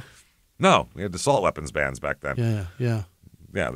That's when they put them in. The Brady bill was passed and all that shit. So Gabatz calls Angela Johnson to say, you got to get this gun out of my house. I don't want this gun in my house. Johnson said, hey, don't worry about the gun. Dustin will take care of it. No, really? Yeah, I want to put him involved in this too. So just so you know. Now, that winter, Dustin went to Cut Comp, and the two of them destroyed a large black pistol. Oh. They used a torch to cut and melt the gun into a number of unrecognizable pieces, which they drove way out to the middle of nowhere and threw pieces in different ditches along county roads hours away in the middle of Iowa, never to be found again. Just a irrecognizable hunk of metal sitting in a ditch somewhere. No one cares. Fascinating. It's a wild way to do it. March of 1995, the drug charges against Dustin are dismissed because Greg Nicholson cannot be found. And recant? Yeah. That's it. Dismissed. So that's against Dustin and Cut Comp are dropped. And so they said, awesome. Let's rebuild our meth empire. Sure. Let's do it. So they did it. They landed a job packing. This is a crazy thing. It sounds like a joke almost. It sounds like I'm saying they're packing fudge, but they're not. Yeah. They're packing pudding. They're making pudding cups, I think. Yeah. That sounds awesome. I want to make pudding cups. Packing pudding. Oh, they're packing some pudding at a local factory. And they would also at night cook meth. Sure. They had a garage lab that they set up. Now, I guess it was Cut Comp's idea to restart the drug business, according to Dustin. Dustin says this later on, quote, I had a good job and everything. I had kids to think about, which, by the way, by now he's got a kid with Angela Johnson. Oh, jeez, of course he does. Of course he does. I had kids to think about. I just didn't want to get back into it. But Tim's sitting there saying, I need the money, I need the money back out of this, and I'm his best friend, so and I know it was a huge mistake, but I said I'd help him out as much as I could. So Dustin agreed to set up the meth lab in the garage of his home at 1104 16th Street Northeast in Mason City, which is the same place that he had done it before. Right. Now, February 7th, 1996, cops execute a search warrant at his home and seize the lab again. Uh-oh. They know you're doing it. Stop. It's a small town. Stop cooking meth there in the same house that you cooked it before. They know what you're doing. You fucking They're idiot. on to you. Yeah. So how'd they find out about this meth lab besides who obviously told them this time? There's a guy named Dan Cobeen, Cobeen, and in early 1996, Dan Cobeen they took on as a third partner. Now, they didn't know that at the time, Cobeen was currently, at the time they took him on, cooperating with the government in its investigation of Dustin and Cut Comp. Okay. That leads to the raid of the home and everything else. And Cut Comp said they both tried to destroy evidence located at the home of Honkin's two different girlfriends as well, of Dustin's girlfriends. Now, Dustin, he says, they didn't know Cobeen was a confidential informant. But he said, I didn't want to make that stuff, Dustin said. No, it was bad. It's evil, man. I don't want to do that. Okay. He said, I can honestly say that, and that's why Mr. Cobeen came into the picture. I figured he could help Mr. Cut Comp take over my part. Tim was upset, meaning Cut Comp. I mean, really upset. He didn't trust the guy. But it was the money that made him upset. we were going to go 50-50, and with 3 guys, it would be a third and a third and a third and a third of a third. So 3 guys, you get a third. Yeah. I finally told Tim that Mr. Cobean could have half of my share, so it was going to be 25, 25, 50, and Tim was going to get his 50% cut comp. Right, yeah. So that's the way it works. February 7th, 1996 is the search of the meth lab of Honkin's house there. They seize a methamphetamine laboratory with chemicals and equipment, as well as paper notes and books on manufacturing drugs and books on how to bind and gag prisoners as well. Oh, weird. Mixed in with the, with the how to make meth shit and stuff like that, chemistry books. Now, April of 1996 is when they are officially arrested, Cut Comp and Dustin Honkin, for meth trafficking. This is they said from 93 to 96. So it's after they arrested them the first time to now, because those charges are all gone whatever. So this, by the way, the arrest comes on the same day that the White House announces a national strategy to fight meth. So I think this might have been a federal, we're going to do a bunch of stuff today. So they're arrested and charged in federal court. Dustin said he believed that Cobean was not the confidential informant at the time. He was telling Cut Comp, it's not him, it's somebody else. He said, I just kept saying, it's not Cobean, it's not Cobean. I'm telling you, it's not him. Just chill out. He was telling Cut Comp. Somebody else. He said, so Cut Comp's detention hearing was a couple days before mine, and he comes back and he says, I told you it was Cobean, man, because then they have to reveal the source. Yeah. He said, I felt awful. I'm the one that brought him in, and Tim didn't want it, and now he's the one that's the confidential informant. So he felt like, I brought the whole... Real Donnie Brasco and left it to guns. Yeah, you are fucked. Yeah, you're the one sitting there going, oh, no. What did I do? Yeah, I got cancer to prick. It's in the record books. Yeah. I got cancer to prick. Gotta leave my rings and shit at home now. I gotta leave my rings and all my jewelry at home. What am I gonna do with that? Donnie boy, what are you doing to me? Yeah. Come on. So they I'd buy a boat. I'd buy a boat. Yeah, I mean, who doesn't want a boat? Why you keep talking about the boat? Leave me alone about the boat. Forget about the boat. Forget about the boat. So they make bail. But Cut Comp is weighing his options. Is he going to be as lucky this time as he was last time? Yeah, can he be? Is someone going to fucking just, disappear and then he doesn't have to do this? So he starts worrying that Dustin's going to link him to the missing informants. He's like, Dustin could flip on the whole thing and say it's all me. Then I'm fucked. Yeah. So he's like, huh. And he said, this isn't good. So he turns state's witness and wears a wire while they're out on pretrial release. Oh. And this is the last guy that Dustin suspects. So he's not suspicious at all. Throughout hours of tape, Dustin would compare the electricity of killing to the excitement before a rivalry football game. Really? How exciting it was. At one point he said, quote, once you go a certain distance, there's no turning back. Or, quote, there ain't no turning back. Sorry. That's what he said. He fantasized out loud about destroying evidence, buying a gun, and eliminating and killing the investigators. And we have a list of the ones he wants to kill. Oh. Also, Dan Cobean, a work friend of his, and somebody else that he called a rat as well. Yeah, just kill the whole town. Yeah. He said, quote, I've climbed far bigger hills than that little hill. Even if I'm in prison for 15 years, whatever, when I get out, he's still dead. So it's fine. I can wait. I'm patient, man. Yeah. It's all good. When Cut Comp expressed concern over killing witnesses, because it's an FBI, he's wired, so he can't be like, yeah, let's do it. He said that Dustin said they had, quote, they put themselves in that position, the people we need to kill. Hey, it's not our fault they're rats. He said, quote, they made me choose between my family and them. I'm sorry, but that ain't no choice. You kill them. Yes. Wow. When Cut Comp asked Dustin if that bothered him, he replied, quote, nope, never. Never think about it. Never. Never dream about it. Never nothing. Thought I'd have nightmares, but never. Don't give a fuck. Yeah. It's part Don't come. Yep. The affidavit of a special agent of the DEA includes analysis of tape conversations between Timothy Cut Comp and Honkin, who obviously Cut Comp was cooperating. According to the affidavit, Dustin told Cut Comp that he'd be able to get Cut Comp off and eliminate some of his own charges by killing witnesses or by eliminating evidence. Oh. Dustin said he planned to circumvent electronic monitoring and told Cut Comp he had a quiet weapon. A quiet weapon that fired 1,420 armor-piercing rounds of ammunition per minute. That's a lot. That's like the Jesse Ventura Predator gun, like those Gatling guns. Yeah, you got to have it's got to be belt-fed to shoot that many. That's what I mean. Yeah. Belt-fed and on a constant, the electronic ones where you go, and they spin and they, take down the whole forest. That's what you need, one of those. Much. That's not quiet. No. Armor pierced. No, that's not quiet. He said it's a quiet.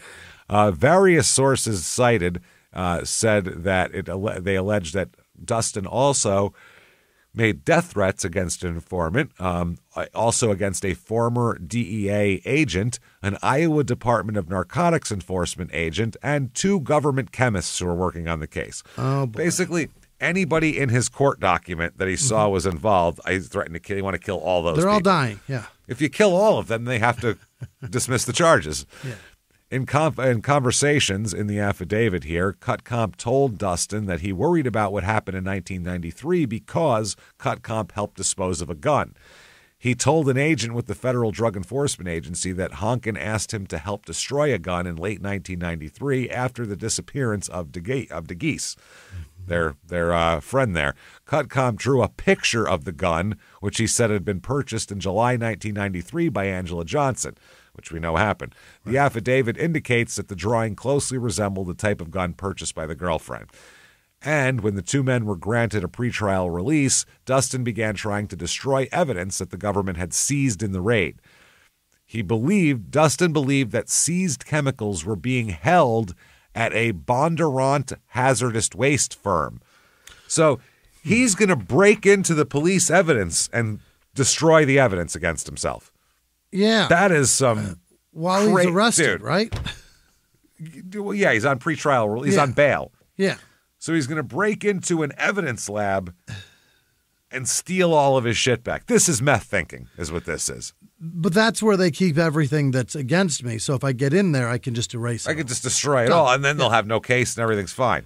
If I kill everybody and break into their evidence building and steal all the evidence, then they can't.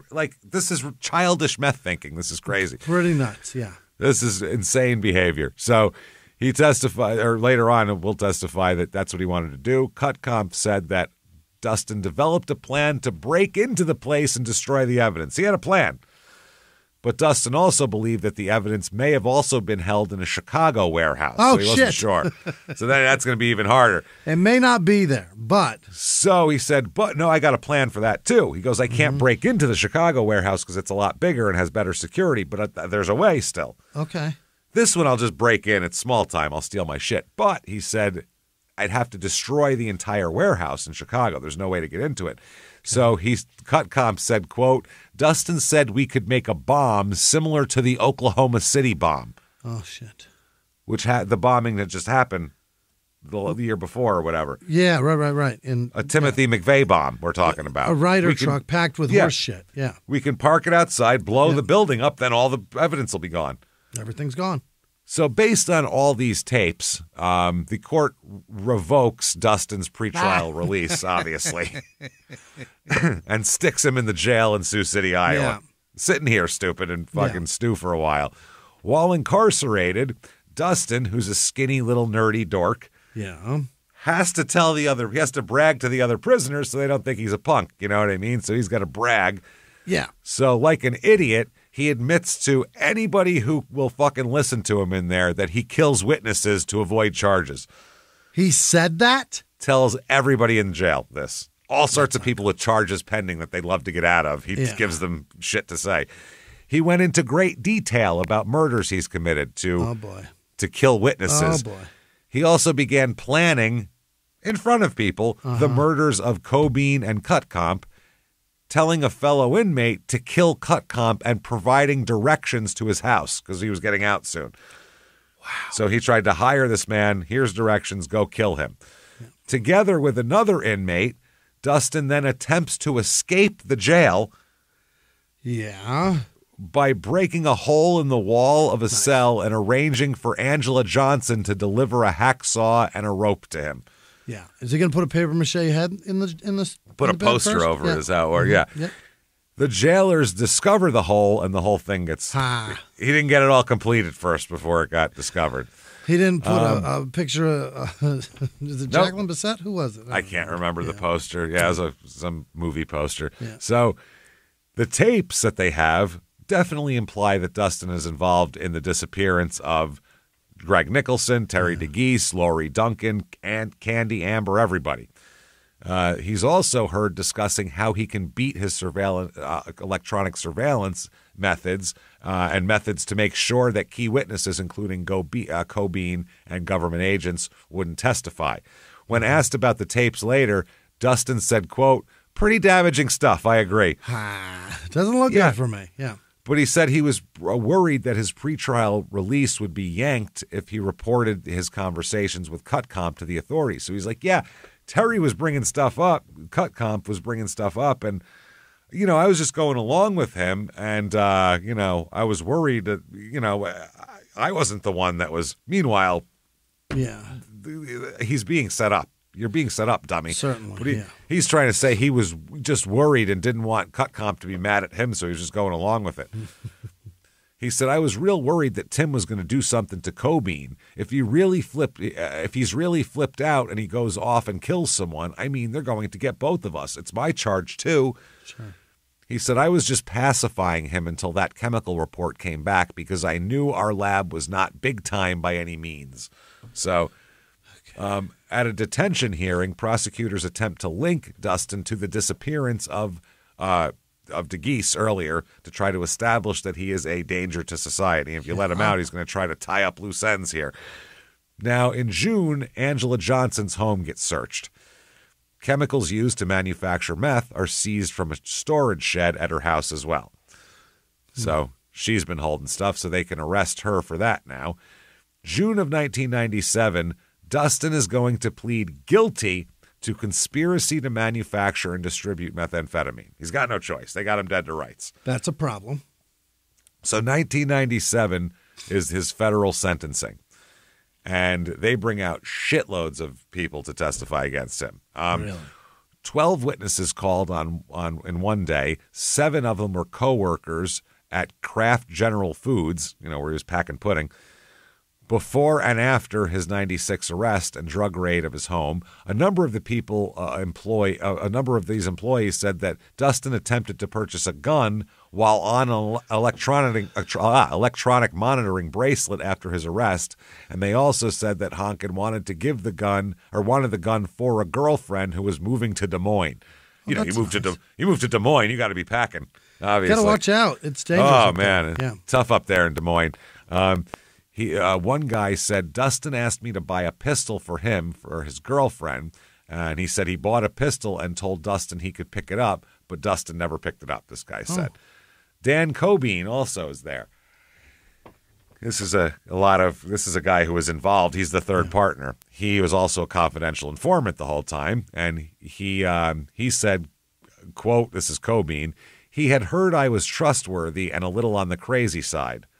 That's he said why he was approached for the drug business, because he said, you know, I thought I could protect him and shit. Under questioning, though, Cobain admitted that he had only seen a gram total of methamphetamine when he was with Dustin. A gram? That's it? Yeah, hadn't seen a big pile of methamphetamine in a big giant lab working. Just about a gram's all. Yep, and Cobain said that he did not claim $7,000 on his tax income form in 1996, which is what he was making from them.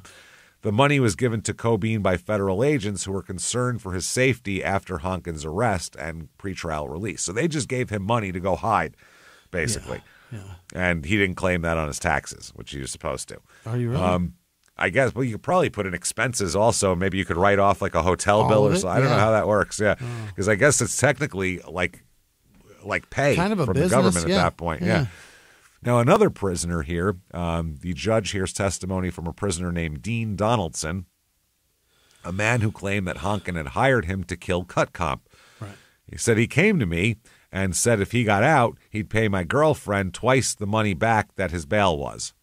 So Donaldson painted an entirely different scenario in court, saying that Dustin wanted him to purchase a night scope for a rifle, go to Cutcomp's house in rural Brit, kill him, then wait for Dustin to get out to pay him up to $10 million from future drug proceeds. He is Kill really, this guy. Yeah. Yeah. And I'll pay you $10 million over time with all the meth I'm going to sell. Really seems valuing his company very high. Yeah, and it seems like he's never been in the meth business for more than 6 straight months without getting busted. Yeah. So he doesn't know how to do that part of it. How are you going to sell $10 million worth of meth and eat a sandwich over that time? Yeah. This is like Breaking Dumb is what this is. Yeah. Breaking bad ideas. Yeah, it's bad stuff. Yeah. So Terry testifies too here. He says, I'm sorry, Tim. Did I say Terry? Jesus Christ. He says this, quote, asked how long he'd known Dustin. He said, since the first grade, we were best friends. He told the judge that Cutcomp here that he had joined with the two brothers, Dustin and Jeff, in Arizona in 1992, and they began manufacturing amphetamine. Cutcomp said, my role was to manufacture it. Jeff provided the money, and Dustin did the selling and the researching of how to make it. Right. The early days of their drug operation, they managed to manufacture the drugs out of Cutcomp's residence, and Dustin would deliver the drugs to Nicholson and DeGeese to sell in northern Iowa. He said for the next 4 years, Honkin and Cutcomp were in and out of the drug business because they had legal problems back and forth and all that shit. Cutcomp said Dustin and Greg Nicholson would have been the key witnesses against us, or Dustin said Greg Nicholson would have been the key witness against us. In July, Dustin contacted me, asked to get together. He told me that Greg hadn't shown up for his court hearing and was missing, Greg Nicholson. Mm-hmm. For most of the next 45 minutes in court, Cutcomp tells the court how Dustin dropped hints that he had been responsible for the disappearance of Nicholson and DeGeese, both their partners. In the summer of 93, Cutcomp said that Dustin asked him what he thought of a scenario in which people were kidnapped, forced to make a videotape exonerating someone of a crime, and then killed. What's your opinion on that? What do you think? I got an idea. And all the times we're like hanging out, driving, doing whatever we're doing. Imagine if I said, I'd like to know your thoughts on something. Okay. Let's force these people to make videos for us after a kidnapping. Yeah. Suppose somebody's got some dirt on us. What do we do? I mean, we would obviously kidnap and them. acting. Yeah. Yeah, force them to make a statement on videotape. We'd have to make it convincing, so someone's going to have to know how to edit a little bit. Right. And then, then kill them, obviously, right? We don't have to let them go to go recant what they said. We'll just kill them. And then we'll just kill them. It's easier. Word is bond. Word is bond, my friend.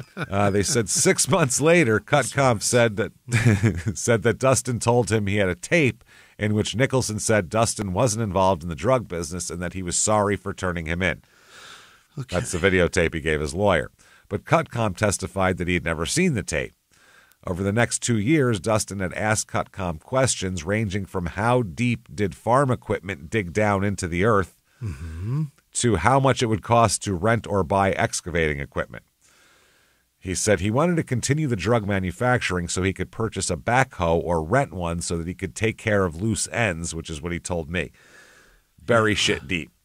Cutcomp also testifies during this that he's serving, this is what Cutcomp got for his part in all this. This is in for possibly murders, definitely lots of meth production, all this shit. 4.5 years he got. Wow. Sweetheart. 4.5 years as long as he testifies. He admitted his sentence had been cut by at least 60% because of his cooperation with the government's investigation. Yeah. Now, the sentencing options are way different here than it would be for the state. Yeah. The federal process gives a lot of options here, and just to go through them quickly because this is the type of shit people are curious about here. They said the fact that Dustin's sentencing hearing will last longer than 1 day is not unusual, yet the length of the hearing that started Monday is. They said, quote, this is a U.S. attorney said this, federal court is different than state court. They said this is much different. They're talking about. He said that judges determine the levels obtained by a man like Dustin when passing a sentence. They have this chart. It was in the newspaper. Where this chart where you were like basically like, okay, there's this and that and check this and that. Then you add it all up and see what the sentence is going to be. It's not just all out of a whim. Like this guy pissed me off 40 years. It's very specifically. You can find sentencing guidelines and do the math and figure out what it's going to be. Yep. The more levels, the stronger the sentence. This prosecutor said these levels can be determined by the quantity, obstructing justice, tampering with a witness, the use of a firearm, what role a person took. Was he the leader? Was he in charge? Things like that. It's all in the checklist. Got it all with the math formula, and you can figure it out. Like just like you're making meth. It's a big formula. You put it together, and now you're get your own sentencing recipe. Yeah. So the government's trying to establish that Dustin assumed leadership of a drug manufacturing business that began in 92, and he's involved in not only the distribution of drugs, but disappearance of 5 people, including 2 key witnesses and 2 children. Yeah. In short, they said the attorneys are trying to show that Dustin would do anything to stay out of prison. But Dustin's attorney elicited testimony that appears to discount the government's stand from witnesses. So basically, they always can poke holes in these people's story because everybody testifying against him is a crackhead with their own shit to hide, their own deals that were all of these drug things. It's very hard. You can say, what they're saying is true, but everybody's getting super big deals with decades being cut off their sentences. It's hard to believe somebody at that point has so much reason to testify. That they're just doing it out the kindness of their heart is a little bit, hard to think. So Dustin, during this federal sentencing, he has to talk too. Got him. Really? Yeah. No choice.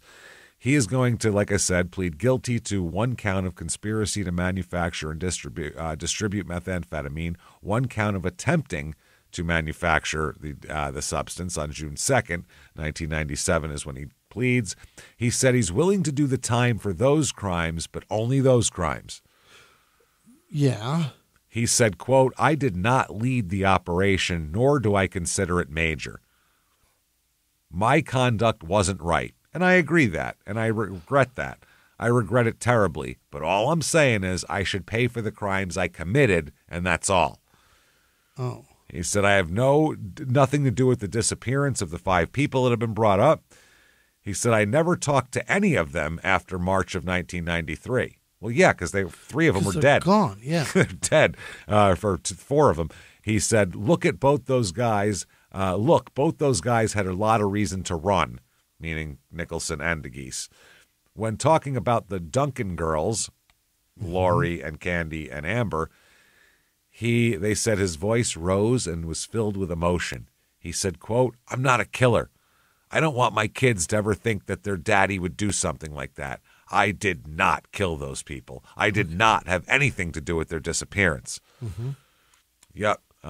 He said, I pleaded guilty, and I decided to plead guilty because I'm tired of fighting, and I'm determined, even though I could have given the government a difficult fight at trial, that it was time for me to accept the responsibility for my actions and get on with my life. Yeah. That's right. So that's what he's talking about. He also said, I was just naive when I got here, and meaning, what about all the people in jail that you told you killed everybody and doing all that? And he said, I was just naive when I got here, and people just took advantage of that naivete. Right. Meth-dealing murderers are very naive. You got to hold their hand walking through shit. Yeah, you could scam them real easy. I told people what I was accused of, and they just ran with it. Yeah, right. You weren't trying to act tough in jail. He said, think about it. He said, who in their right mind is going to kill someone, not get paid for years, and then think he's going to get $10 million way down the road after I supposedly set up a drug lab again? Come on. No one's that gullible. No. The point is you thought they were because you're on tape saying it, dummy. Right. You fucking idiot. He was just as adamant that he never planned an escape, even though he was caught with a hole in his cell and a full plan of escape. He said, I have 2 children, and the fact is, if you escape to make it work, I would never be able to see them. He said, yeah, I'll do life before I leave my children. Okay. That's what he said. Yeah. They go, well, maybe not life, but we got something else for you. You, sir. may fuck off. 24 years in federal prison. Oh. Later extended to 27 years in federal prison. Really? Yeah. Due to his cooperation, Cutcomb got 4.5 years. Mm-hmm. Okay. Now, that's just for the drug distribution, though. Okay. Then what? There's more. Now, in prison, wow. Jesus Christ. When he goes to prison, he said, you know what I'd like to do? Because there's an article on him in the paper. He said, I'd like to continue my education. You know, in prison. Really? He said, I don't know if you know this, but I was on the dean's list at North Iowa Area Community College. So I'm pretty, he literally said they that. They have a dean? A dean. It's just he's not, that's not his Dean. title. It's just a guy named Dean. Yeah.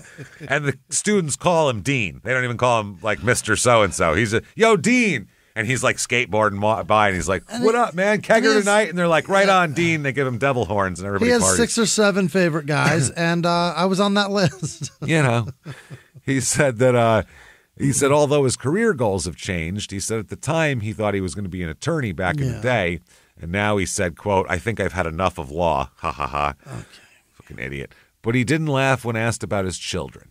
The basis of the only conditions he had on granting the interview was whatever. He agreed to the interview on the condition that his children's names and pictures would not be published. Yeah. He said that the mothers of his 3-year-old daughter and 4-year-old son bring them to Sioux City as often as possible for visits, but that prisoners are only allowed 40 minutes of visitation per week. He said, it's tough. My kids come, and it's just like it is today. I sit here, they sit there, and there's this window between us. I can't even give my kids a hug. Mm-hmm. Oh, gee, that's awfully sorry for you. That's there. what happens when you go to prison usually. Now, speaking of people kids who can't get a hug, there's still missing posters and people looking for Greg and Lori and Amber and Candy. So people are still looking for them, and there's people who still hope they're alive, which is crazy. Lori's grandmother, the kid's grandmother, I think the father's mother, said she kept their bedrooms and their dolls and dresses just like they left them in case they come back. Boy. Yeah. Meanwhile, it's been years now, and they'd be like old enough to whatever, but still, just keep it all there. They can do what they want to do. Investigators are very sure that Dustin is involved. There's too many coincidences, but they can't find anything, or they don't know anything. Mm-hmm. So September 11th, 1997, based on a tip, they excavate a property in Hancock County looking for people. They dig up this whole fucking property, man. It's like a farm. Yeah, because he was looking for how deep can you dig with yeah. They destroy this place. They find nothing. Nothing. Not a goddamn thing. Okay. Then, summer of 2000. Okay. Angela Johnson, we remember her. Yeah. She's in some trouble. Oh. The cops hear that Johnson knows that the law is closing in on her. Okay. So she's about to skip town. So the cops indict her with charges of aiding and abetting in the murders of Nicholson, Duncan, Candy, Amber, and Terry DeGeese, her ex-boyfriend. Okay. Yep. They said they had enough evidence to believe she had something to do with the murders, but they don't think she obviously was the trigger man or anything, but she must have had something to do. But they at least needed the bodies. This is right now, it's no body, no crime. Yeah. Because they're not positive they're dead. So. Yeah, and they're not necessarily, I mean, the girls and the mom are pretty well reliable, but a flighty meth head, you don't know. 2 flighty meth heads. Who knows where they are? Yeah. They might be just running off. And you might be able to convince a jury that maybe this woman and her 2 children ran off with this guy that has her all smitten, and he needed to get out of town. She said, we'll come with you. They could be in Mexico right now. Yeah. You never know. So you can't really charge it. It's too hard. Guy alone looks suspicious sometimes. No crime. Yeah. But you got a gal and 2 girls. That's a family, is what that makes. That's all. Yeah, maybe they're down there just drinking milk with dinner, going to church on Sunday. Atlantis. They're just taking a trip down to Cabo right now. That's it. So October 2000. Yeah. Okay. Now Angela Johnson has no criminal history and doesn't know shit about jail, and now she's in jail. Okay. So she really could use a friend to help her with the finer points of prison and what to do. Luckily for her, now, I don't know what kind of jail this is. I know it's a federal facility, but they apparently have men and women housed in the same cell blocks next to each other. Really? Which seems really like a bad idea, right? 2025, that's happening? Or I guess 1993. 2000. Yeah. 2000 this is going on. That's too late for that. There's a guy in the cell next to her named Robert Gene McNeese, Bobby McNeese, which is... that's the rejected song title of Janis Joplin. Yeah. Bobby McNeese? No, that doesn't sound very good, does it? Yeah. No, we'll fix it. I'll fix it later. I don't know. Let's tentatively, me and Bobby McNeese. We'll figure the rest out later. So she needed, she said, what can I do to get through all this and everything? And he said, oh, I'll help you. Sure, no problem. Now, he's a career criminal doing a life sentence. That's who she talked to? Yeah, attempting to import $5 million worth of heroin and morphine. He got busted doing this while he was already in prison on bank robbery charges. International smuggling. And bank robbery. All right. He's in prison. Nice. He's like, I could use a legal fund. Here's what we do. I'll bet you he makes a kick-ass Doritos pizza in prison. Oh, so well. So good. He knows how to make the water. Knows how to make a hot plate out of some wires coming out of the wall. He's got it all. Now, the thing is, he gets busted for those two. Mm-hmm. Then, after he gets sentenced for that, apparently he has friends in the New York Mafia who, they wanted to run something taking drugs from New York to Cedar Rapids and have a big drug thing. So they contacted this guy for help, and he gets busted for that too. Holy shit. My Christ. So can you do anything and get away with it?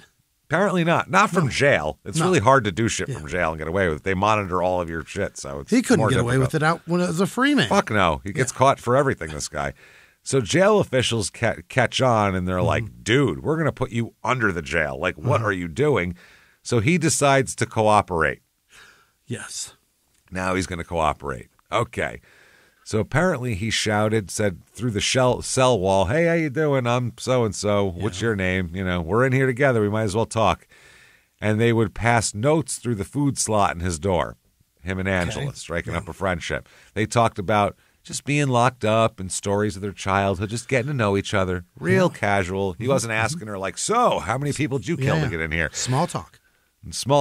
Now, at first, Angela was reluctant to talk about her crimes, but when she got closer and closer to McNeese here, knowing that he's a lifer, he's got nothing to gain from this, whatever. So she's like, it's interesting.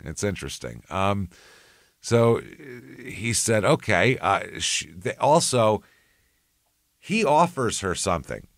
He says, listen, I'm in the drug business and I did all this. I'm in here for life without. I'm fucked. I'm going nowhere. Yeah. I'm going nowhere. Why don't you tell me what you did and I'll take the rap for it? Oh. You tell me what you did and I'll go to the cops and say I had people do that. I did that. It's crazy you need to tell me all the details, though, so I can tell them what I did. Oh, yeah. And transfer those details to other people. That way, you'll get out of here, and what are they going to do to me? Right. Nothing. I'm already here forever. I'm already fucked. So she said, that sounds great. Let me tell you all the bad things I did. You dumb bitch. You fucking dummy. And this is through stuff. So he's writing down notes as she's talking because he needs to have it to memorize it. In his mind, he's like, I need to memorize this stuff so I can tell the cops. I got to write it down.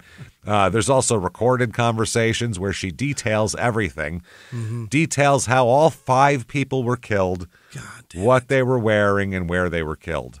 Okay. She said in the summer of 93 that Dustin had borrowed a friend's car to drive around to look for Nicholson, who was the, turned informant guy. Yeah. They found him in July. They said they knew where he was in July. They knew he was at Lori Duncan's house. They were just trying to get him alone. So after a few attempts to get him alone and with the hearing coming up in 5 days that he would have had to plead guilty at, Dustin, he said we had to do it. So Johnson posed as a lost Avon lady. Yeah. She had a big cosmetics bag with her, dressed up real nice, knocked on the door, and said, God, Lori Duncan answered. God love it. Said, I'm just lost. Gosh darn it, can't find my client. She's waiting on some rouge and I'm lost. This is terrible. Poor lady. Yeah. She knocked on the door and said, do you mind if I take a look at your phone book so I could look up this lady's address to make sure that it's right? Make sure maybe I have the wrong address. I might have taken it down wrong over the phone. And she's carrying a demonstration bag with the cosmetics and all that, and really seems like an Avon lady. And she said, I have an appointment to give a demonstration. I'm uncertain of the address. I don't want to blow this client off. And Lori said, of course, come on in. You can come in my house. Yeah. She comes in right behind her, hiding off to the side. Dustin bursts in too. Yes. Okay. Now, once the door is open, they say that both of them now dropping the ruse. Angela also springs into action, and they start taking over this house. The plan was to force Greg Nicholson to make a videotape statement exonerating Dustin, which they did, as we know, because she gave it to his goddamn lawyer there. But apparently Johnson helped bind the two adults, gagged them with a pair of the girl's small green socks, the details she gave. Yeah. Then, this is sick. This is fucking sick. This fucking asshole lady, this Angela Johnson, took the two girls upstairs. You could have taken them upstairs and said, Mommy said you guys have to play up here for a while. Yeah, you have and to then watch left this and stuff, left them there. You could have done that. Yeah, you have to watch the new Disney movie on tape now. Yeah. You need to. You got Little Mermaid in there. Yeah. Perfect. Did fucking Aladdin come out yet? 93. It's just about to come out. If it didn't. Pretty close. Yeah. Lion King is that era. It's all that time. So watch In the Line of Fire. It just came out. Here, just sit down and watch. Watch that. Now, Clint Eastwood. He plays a grizzled Secret Service agent. I think you're gonna like it. Enjoy Cliffhanger. It's the worst movie that he's ever been in. But just sit still. Oh, he's hanging off a mountain. It's going to be great. And a helicopter. She takes the two kids upstairs and tells them, hey, kids, we have so much fun. We're going on a surprise trip with Mommy and everything, so pack some stuff. And the kids are like, oh, yay. And they're packing clothes and bring your swimsuit. Don't forget. And they're bringing their swim. This is going to be so much fun. We're going away. We're going on a surprise trip. So that she actually made these girls pack some shit. And then everybody got out. Everyone's forced at gunpoint into the car.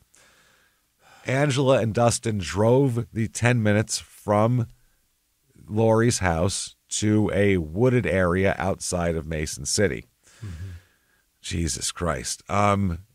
So they're bound and gagged at this point. I would think Lori is just thinking, how do I get them to let my kids go, probably. Yeah.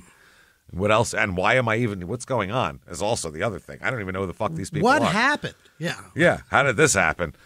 So this is fucking crazy. Apparently, it's just Dustin and Johnson and these four people. So apparently, Dustin gets Mom, Lori, and Greg Nicholson out of the car first. Leaves Angela with the kids in the car, and Dustin walks the two adults into the woods. Yeah. And Johnson hears gunshots. And then, this is what Johnson said, quote, then he came back and got the children and walked them away. And she heard more shots. Yeah. By the way, there was an already dug grave out there. How big? Big enough for all four of them. All of them? Oh, Jesus. They bury all four of them together onto one on top of another. But this is how much this was planned. They went out, dug a fucking grave, then went to their house with a cosmetics bag, dressed up in a fucking, business suit and all that shit. This is insane. This is the most premeditated, sickest, and with two little kids that know nothing about anything. Over nothing. Nothing. The kids knew shit and wouldn't know shit, and they'd be not even reliable witnesses. You could have easily had them go in a fucking room and shut up. And even if you wanted to be mean, nothing. stay in here. Yeah. Lori didn't know shit either. She didn't even know Greg wasn't telling her the truth. Right. Greg wasn't telling her the truth. She wouldn't have let her stay there. Wouldn't have let him stay there. She was a good mom. She's not going to let this fucking guy stay there with this meth shit. Yeah, maybe Greg is a decent meth head. Is probably just like, I'm not telling her anything. That'll just endanger her. Yeah, which he should have not gone near anybody. Yeah, probably should have let her know. But by the way, I'm endangering the fuck out of your children just by being here. Yeah, if you're Steve Martin and the jerk and the cans are exploding all around you, you don't say to someone, hey, come stand next to me. Like, that's bad. You know, bring your kids over here. Bring your kids. Let them stand in front of the oil cans. So that's disgusting. So they are all shot and fell right in the grave like the fucking Chinese army disposing of dissidents. Like, it's hideously disgusting.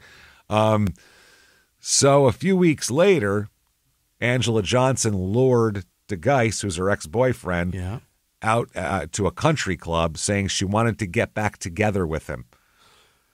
What's her fucking deal, man? Dude, she's just as evil as he is, man. He found the perfect fucking accomplice, someone who doesn't look dangerous, who can put an Avon bag in her shoulder and get into somebody's house, someone who can seemingly enjoys this shit. If she doesn't, she's really has a weird way of showing it because she keeps doing it. Yeah. So she, I guess, met him at a country club and said she wanted to get back together. Then they drove to an abandoned house where she said they were wanted to go have sex there. Oh, Jesus. And guess who's at the house waiting for them? Who's there? It's Dustin. Yeah. Where he beat, tortured, and shot DeGeis and buried him. Wow. She said, this is the informant in the next cell, she said she had helped him kill these people, and she always helped him get whatever he needed done. Why? What does this guy have on you? Well, yeah. Other people have meth. Yeah. What's he getting? Is that all it is? He's getting her meth? That's got to be the whole thing, right? At first it was meth, but like after now a while. Dick. It's been years. What are we doing? Yeah. Now it's sex and accomplice, and she's got to be having fun at this. She feels dangerous. She does. Also, I don't know if she feels. One thing Dustin seems to know is how to manipulate people. Yeah. So I wonder if he can tell what her background is. Yeah. And exactly how to manipulate her. Yeah, she's easy to yeah. You always act like you're going to protect her, sure. And she'll do anything in the fucking world for you. Pull these strings, babe. Yeah, protect me. Make sure nobody tries to do an exorcism on me, and I'm yours forever, right. basically. She did go through all of that. So that's what I feel like, especially if she was, abused sexually and everything like that. All he has to go is, I'll protect you. And nobody will ever hurt you again. Yeah. No one's ever going to hurt you again. Now, while I'm around. Right. And I think that's what she gets into. I mean, I'm not a doctor, so maybe not. She might just really love meth. This is, He might wear just the right amount of Dracar Noir in the 90s that makes her fucking drip down her pant legs. And then she's all, is the closest now, right? Who knows? I don't know. I just know. I'm thinking 90s cologne. Dracar or Paco or one of those fucking things. So now cut comp here. After Dustin Honkin's arrest, cut comp talks about, first of all, in the court documents, they know that, they were discussing killing Cobain, killing law enforcement agents, killing everybody. Cut comp also tells the court that Dustin was reluctant to involve Angela Johnson in any efforts to kill Cobain because she was, quote, a hothead and just wanted to go do it. Just do it. Yeah, she's apparently having a good time. Angela's the one wanting to kill everybody. This is like said behind the scenes, not for the cops or anything like that. He told his friend, Jesus, I don't even want to involve her. She gets too crazy. She loves this. She's fucking bloodthirsty. Calm down, honey bunny. That's what they are. They're beginning of fucking Pulp Fiction. So anyway, it's crazy shit. Now, the authorities by the way, there's maps drawn based on what they're told. They draw maps. The guy, basically the guy in the jail cell has Angela Johnson draw maps so he can't confess to it unless he knows exactly where the bodies are. They're not going to believe him. So now he has hand-drawn maps that she drew to the bodies. Oh, boy. Couldn't have more evidence against these people. Yeah. Now, searching for the bodies here, cops use sonar technology and dogs, obviously, to dredge the area. that is indicated on the map. But it's such a big area, it still took them 3 days to find anything. Wow. And they finally found one spot they had to remove tires, tree roots, and a huge possum burrow underground, a big fucking tunnel under there to get to what they finally find are Nicholson, Duncan, Lori Duncan, and Candy and Amber all in the same hole. This is also, there's livestock remains buried nearby. So pretty obvious the livestock remains were to throw off the... Yeah, the dogs and such. Yeah, they start digging. They're like, oh, there's a cow here. That's why we smell that. Moving on to the next area. But no, they weren't. They find Nicholson on top, and beneath him in the hole were Lori, and then the 2 daughters were at the bottom of the hole. This is horrifying, Put them in man. first. Put them in first. Everyone had been shot at least once at close range, execution style, back of the head. Amber was still wearing her swimsuit from Slip and Sliding. No fucking way. Can you fucking believe? And the meal on the table was the picnic that Mom prepared. Dirty. She came home all excited from Slip and Sliding with a fucking little bathing suit on and fucking all happy and, hair wet and shit. That's fucked up. That is disgusting. She had a T-shirt pulled over her face, and Candy was wearing her sundress that she loved, and so still in the same clothes. The adults had been bound and gagged and shot multiple times. The girls had each been shot once in the back of the head. Imagine that. Imagine who could walk 2 little kids out to there. First of all, how could you walk them out there? That was enough for me. I couldn't do it. Yeah. Then being like, okay, look over there, kids, and then shooting them. But that's just one of you with one gun. So you shot one, and then the other one knew that happened. Then you had to that is horrible. It's fucking horrible. The first one didn't I can't think of worse. But the second one saw in the hole. Yeah. Jesus. Saw their sister get shot and then go, oh, no, and then it's coming for me. That's just horrible. At least they didn't fucking gag and bind the girls to scare them. At least they probably didn't know it was coming except for one split second before it happened with one of them. Fucking hell. That's good. At least they didn't torture the girls. That's helpful. But the adults were bound and gagged and dragged out there. And poor Lori, what if you're Lori and you're sitting on the edge of a fucking hole and someone's about to shoot you and you're bound and gagged with your crackhead fucking boyfriend Jesus. and you know your kids are in the car back there. What do you think's going to happen to your kids? You might think maybe they're going to let the kids go. Who knows? But they got the kids second, and they were on the bottom of the hole. So those kids saw 2 dead bodies. They saw 2 dead bodies. Or maybe he brought them not near the body. Who knows? Because it's easy to move a 6-year-old. So maybe they killed him over here. I'm not sure. Because that would probably freak the kids out. And then you'd end up having to shoot moving targets. And that's going to be difficult. So very small ones. Very small moving targets, which good luck. So, but this is disgusting. Then they keep looking, and about a half-mile away, still in this area, they keep going using sonar and all that. They find DeGeis as well, buried in this he's area. there too. He's there too, buried separately, and they said at first, quote, he died hard. What is like a beating and then a shot? No, he took his shoes off and lost all of his hair. And walked on some glass. He died real hard, and so he fucking he had a lot done to him. They discovered, that he's also been shot, and now Nicholson and Duncan were bound, gagged, shot multiple times, including once in the head. DeGeis, the kids were only shot once each, single bullet to the back of the head each. I guess DeGeis was found face down in a shallow hole. He'd been shot more than once. His skull was severely fragmented, requiring significant reconstruction to figure out what the fuck happened to him. He was beaten and tortured and shot. DeGeis, probably saying, what did you tell them, to try to get information out of him. I'm sure he was tortured for that. Now, Angela Johnson, this all comes out that everything you've been telling the guy next door, every details of your crimes is now public fucking knowledge, basically, given to the prosecutors. She hears this. She doesn't find out from like police or from the court or from her lawyer. She sees it on TV. Oh. That the kids were found through an informant that fucking talked to Angela in the jail. Oh, that's fucked up. As soon as she sees that, she goes into her cell, tears a bed sheet, ties it to a railing, and attempts to hang herself. Oh, not successful. I'm fucked. Yeah. No, they find it, and they find her trying to hang herself, and they untie her, and they go, no, stupid, we'll take care of that for you. Breathe all the air. Breathe. We got that. We'll take care of that later. Don't worry. You fucking killed kids for money. This is disgusting. Like, you can't be any grosser than that. For money. For money, though? Profit. For what money? You the know whole what I mean? thing is it's so for gross. for this like theoretical meth empire that you might build if you didn't get arrested every 3 days, because that's the problem. You can't. You're idiots. So July 2001, indictments charge both Dustin and Angela Johnson with federal murder charges, because this is all in the covering up of a federal drug thing. This is a big deal.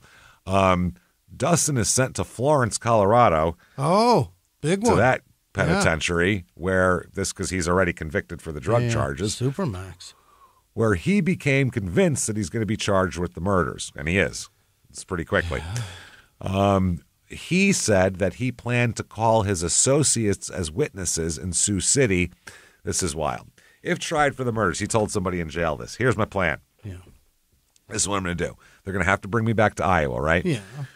We're going to go to Iowa. I am going to have my lawyer put a bunch of my boys on the witness list.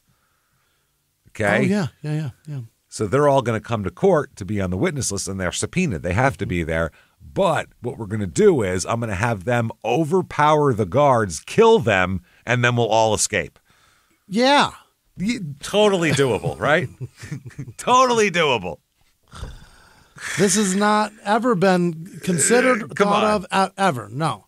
How many action movies has this guy watched? And he's like, yeah, that'll work. That could work. I'm going to put all 13 of Oceans on there, and then just have them all come on the same day. And assume that they're also going to be like this perfect ninja fighting force together to kill multiple armed people. Many armed, especially with, a federal charge and murder and all that. They're going to have more than one guard there. It's not just going to be some old guy with a big fat belly falling asleep with an old dog next to him in the back of the room. It's guys that are going to be super cool with breaking out. With the key on the wall. Yeah, kidnapping baby murderer, meth chef. Yeah, totally. They're going to love me. Yeah. Yeah, well, those are his boys, he said. They all want me out, and they can't wait for me to get home. I'm so picturing the Old West sheriff there with some guy with a broomstick trying to get the key ring off the wall. Yeah. While a dog barks at him. Yeah. And you're like, perfectly... well, a basset hound's on the ground just watching you. Holy shit. And they're never going to have a problem with him ever. They're going to love him. No. So, he's going to overpower them. After escaping, then he's going to kill all the murder witnesses, including someone being held in federal custody, the guy that witnessed Angela's shit, kill all the cops, and if that's not all the cops that have investigated this because they have information, and just to make sure, kill that damn pesky federal prosecutor who's also prosecuting me. Let's kill everybody. Federal agents now, government employees. We're gonna get them all, dude. John Gotti didn't think to do all this. He'd be like, we can't fucking do that. That's crazy. I think I'm going to die in here. I think maybe we'll just get a juror to fucking, vote not guilty, right? That'd probably be easier, I think, that's right? The easy this one, is fucking crazy. I'm going to break out and do it. And he actually had guys willing to do crazy shit for him. I don't know how many. This guy doesn't have associates willing to murder federal prosecutors for him. That's crazy. No. So to prepare for their escape, because this wasn't just on a whim. He was actually planning on doing this. This was a real thing he wanted to plan. Dustin and his associates practiced retrieving an officer's weapon, learning how to remove handcuffs with minimal tools off of your hand. Like keys and such. And he had these guys train in martial arts scenarios centered around encounters with armed people. So if you're next to a guy who's walking with you and he has a holster, this is where you want to attack to get away from. Literally planning how to this is crazy. Unreal. Ocean's 11 is a more realistic plot that you could actually pull off compared to this. This is so stupid. This is the dumbest fucking thing in the world here. Wow. This is Ocean's IQ 11 is what this is. This is dumb. Now, April 2002, the U.S. judge rules that any evidence found as a result of the informant's maps, the maps that guy made based on what Angela Johnson told him, is inadmissible against Angela Johnson. Why? So they can't use the map, therefore can't use the bodies that were found. They can only use her statements, which that sucks. Now, February 2003, the federal prosecutors are arguing that no, that guy in jail was not a government agent when he obtained the maps. He was just a guy in the fucking cell working on his own to try to get his own shit resolved. Okay, not deputized or anything. We were just allowing him. Yeah, he just came to us. So let us use the maps. Now, also, a federal judge that same month denies a request to release the remains of the 5 victims to the families, saying that they're evidence, which is horrible. You have been, suppose you're Lori Duncan's mom. You waved at her one day, then the next day drove to the house and she's gone, and you still haven't fucking seen her yet. You still haven't seen your grandkids yet. Yeah. And then it's 10 years later. And they've been taken out of the ground and held by them for years. They've been wanting just to have a funeral for years. Eesh. They've known they were dead and haven't been able to have a funeral. It's horrifying. I can't imagine what that family's going through. That's fucking disgusting. But they said they're evidence and we can't release them. We have to be able to do testing and shit. December 2003, a court of appeals, the 8th Circuit Court of Appeals, rules that prosecutors can use the maps and information from the informant as evidence as well. Oh. So now Angela is fucked. Fucked. Double fucked. It's all coming. Yeah. Double fucked like a double stuffed Oreo in deep shit, thick in the middle. June 2004, the remains are finally released to the families here. Okay. Finally released. They had to wait all this time. By the way, Nicholson had children and he had life insurance. These children had to wait till now to collect life insurance on him. Oh, sweet Jesus. Can you imagine? Till June of 2004. He's been dead for 11 years. That's fucking crazy. Because with no body found, they said he might not be dead, obviously. Candy's father, by the way, this is fucking horrible. The kids had 2 different dads, I guess. Candy's father, at the time she was killed, was in the hospital in a coma. From what?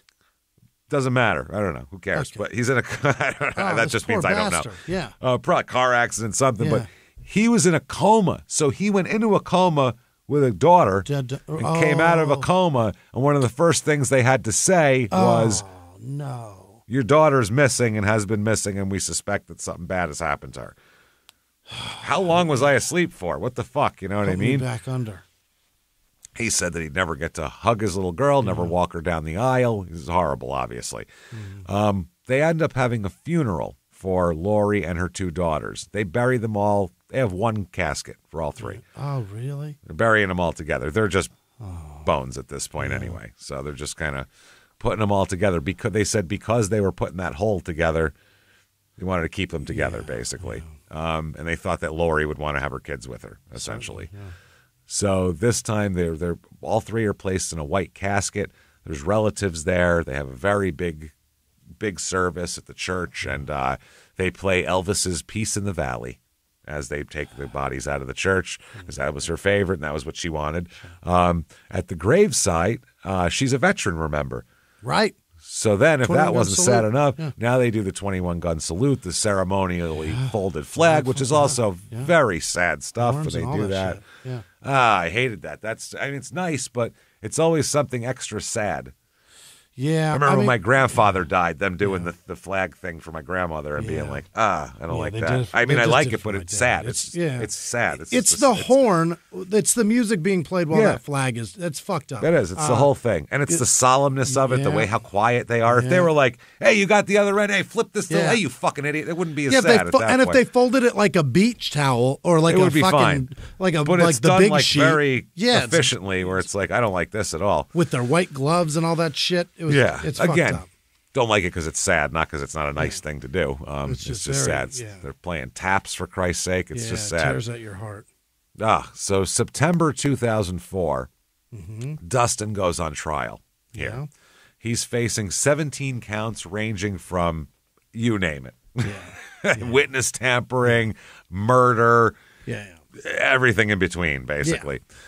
Now, there's some strange points to this case here. The judge, because they found out he wanted to, like, have people come and spring him and kill everybody and go on a murder spree, the judge, U.S. District Judge Mark W. Bennett, receives round-the-clock protection. Oh, he's like escorted into the court. Also, they fear that Dustin might try to escape or harm jurors or their families as well. He'll do anything, they said, to get out of this. So they enacted other extensive security measures here, including sealing jurors' identities and picking them up at a secret location before busing them into the courthouse. So no one knows who they are or where they come from, which is crazy. So there's an anonymous jury. Also, he has to wear a stun belt, a shock belt, under his clothing like Lori Vallow did. Same thing. That's very common. It's under your clothes, so it doesn't look like whatever. She's the first one I've heard about with it. That's amazing. Like a fucking invisible fence. Oh, it's great. Yeah, like a dog. She's just going to accept not mean because this is a murderer, so it's not as cruel. It's a dog. They can't help what they're doing. Leave them alone. But this yipe might be comical. Well, what's even more comical is he's also bolted to the floor, which is hilarious. Yeah. So I'd love to see this guy try to run. He takes one step, the chain goes, he falls, they shock him, he's convulsing on the floor. This would be hilarious. He's just basically got to rig that chair to where it's the remote, and if it gets to zero weight in the chair, it fucking starts shocking, right? There's a guy with a button. Yeah, okay. There's a guy. There's the button guy. Sweet gig. Yeah, I remember the Lori Vallow had a button guy. Yeah, that's awesome. It's like he's the button guy. So this is all this is not normal for trials, all of this stuff going on here. You got to have a real relaxed guy there, somebody that doesn't drink coffee and doesn't smoke. Yeah, it can't be. I would accidentally hit him. Can't have his finger hovering over the son of a bitch, you know what I mean? Yeah. So they said that shackling a defendant during a trial raises two main constitutional concerns. Mm-hmm. One, these shackles could impede in the defendant's ability to participate in his case. And two, the shackles could suggest to the jury that the defendant's guilty. Yeah. It's the same reason why you don't go to your trial in jail clothes. It's the same. Why do they got to get him a suit? Well, because otherwise he looks guilty and it's not fair. That's why they have to get him a suit. So they have to go down to Ross and pay $80. Trust me, it's nothing compared to what they have to pay for the rest of this shit. Don't they usually have just like a thing in the back room, like a closet full of suits and dresses and shit? No, absolutely not. No, they ought to. No. Right. Lawyers probably do, I would think, maybe as a couple. But normally, no, you have to have something bought for you. Because I remember hearing about the Sarah Boone case. Right, yeah. They went to Ross and bought her clothes because she didn't have clothes. And they bought her the worst outfits possible. Yeah, she looked like dog shit. Didn't help her. It made her look guiltier somehow. It was weird. Yeah. And then they took Casey Anthony over to the murdering whore mother shop. Yes, they do. Well, they walked her down a hallway and they said the dresses are down here, and she came to a dead end, and they were like, "Never mind, sorry." I guess pantsuits and a bib not this way to keep her. How's it feel, Casey? How's it feel to get lied to? They're actually in a hole in a swamp is where you put your clothes, buried in plastic. How about that? Pantsuits and a bib. Yeah. This is where we keep the pizza boxes that smell really bad. You know how old pizza smells like dead corpses, obviously. So, so they don't want the people to look guilty. Because if you look at someone and they're in jail clothes, shackled, they look like a prisoner who's guilty of something. Yeah. Whereas if they're not and in jail clothes, they look like normal people. So that's the whole point. Yeah. So they found, though, that they needed to shackle Dustin arising from his prior escape attempts and threats against witnesses, law enforcement, and prosecutors, and the judge. They said he was head of his drug empire. He was a detail-oriented, thoughtful, cool under-pressure guy. His lawyer said he was very involved in the factual analysis of his case. He was perhaps one of the most inquisitive clients that I've ever had. Yeah, he's very smart, but he's dumb as shit. So in this trial, they put up a parade of criminals to testify against him. It is awesome. Hilarious collection of fucking society's dregs here. Idiots, a band of prisoners. This is the newspaper. This is the Des Moines Register, which, by the way, did a lot of great work and a lot of good reporting on this case. You don't see a lot of good investigative reporting anymore. They just take whatever the press release is and print that, and that's it. You see, only investigative reporting you see is never in print anymore. It's in videos and shit. Right. They were still doing good print work back then. And they said they described it thusly. Along with all the information they'd already collected, the state paraded in a band of prisoners, cutthroats, and hog thieves, whom Honkin had met at a handful of correctional facilities. Sounds like he's got a crew of pirates that are going to come in and testify against him. Oh, my God. They didn't trust the panty thieves to talk? No panty, the hog thieves. Hog thieves, yeah. They stole big panties, the hog thieves. That's what they do. They each asserted that Dustin made incriminating statements about the murders, one inmate claiming he killed rats and, quote, children raised by rats. Oh, okay. That's not true. You know, Lori's a rat, so her kids would have been rats, too. Yeah. Like the old Goodfellas thing. Yeah, he would have been a rat. His whole fucking family's rats. It's one of those. Fuck spider. Yep.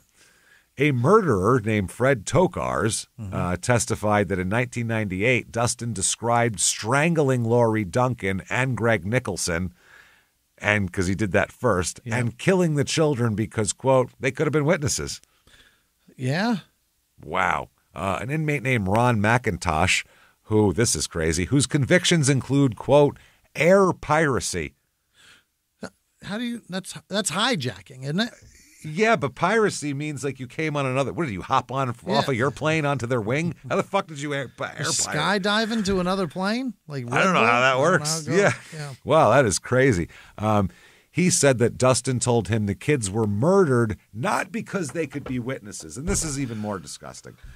It's one thing to say, listen, I'm cold-blooded business and I'm all business. I don't care. He said because, quote, they wouldn't be quiet or they wouldn't shut up.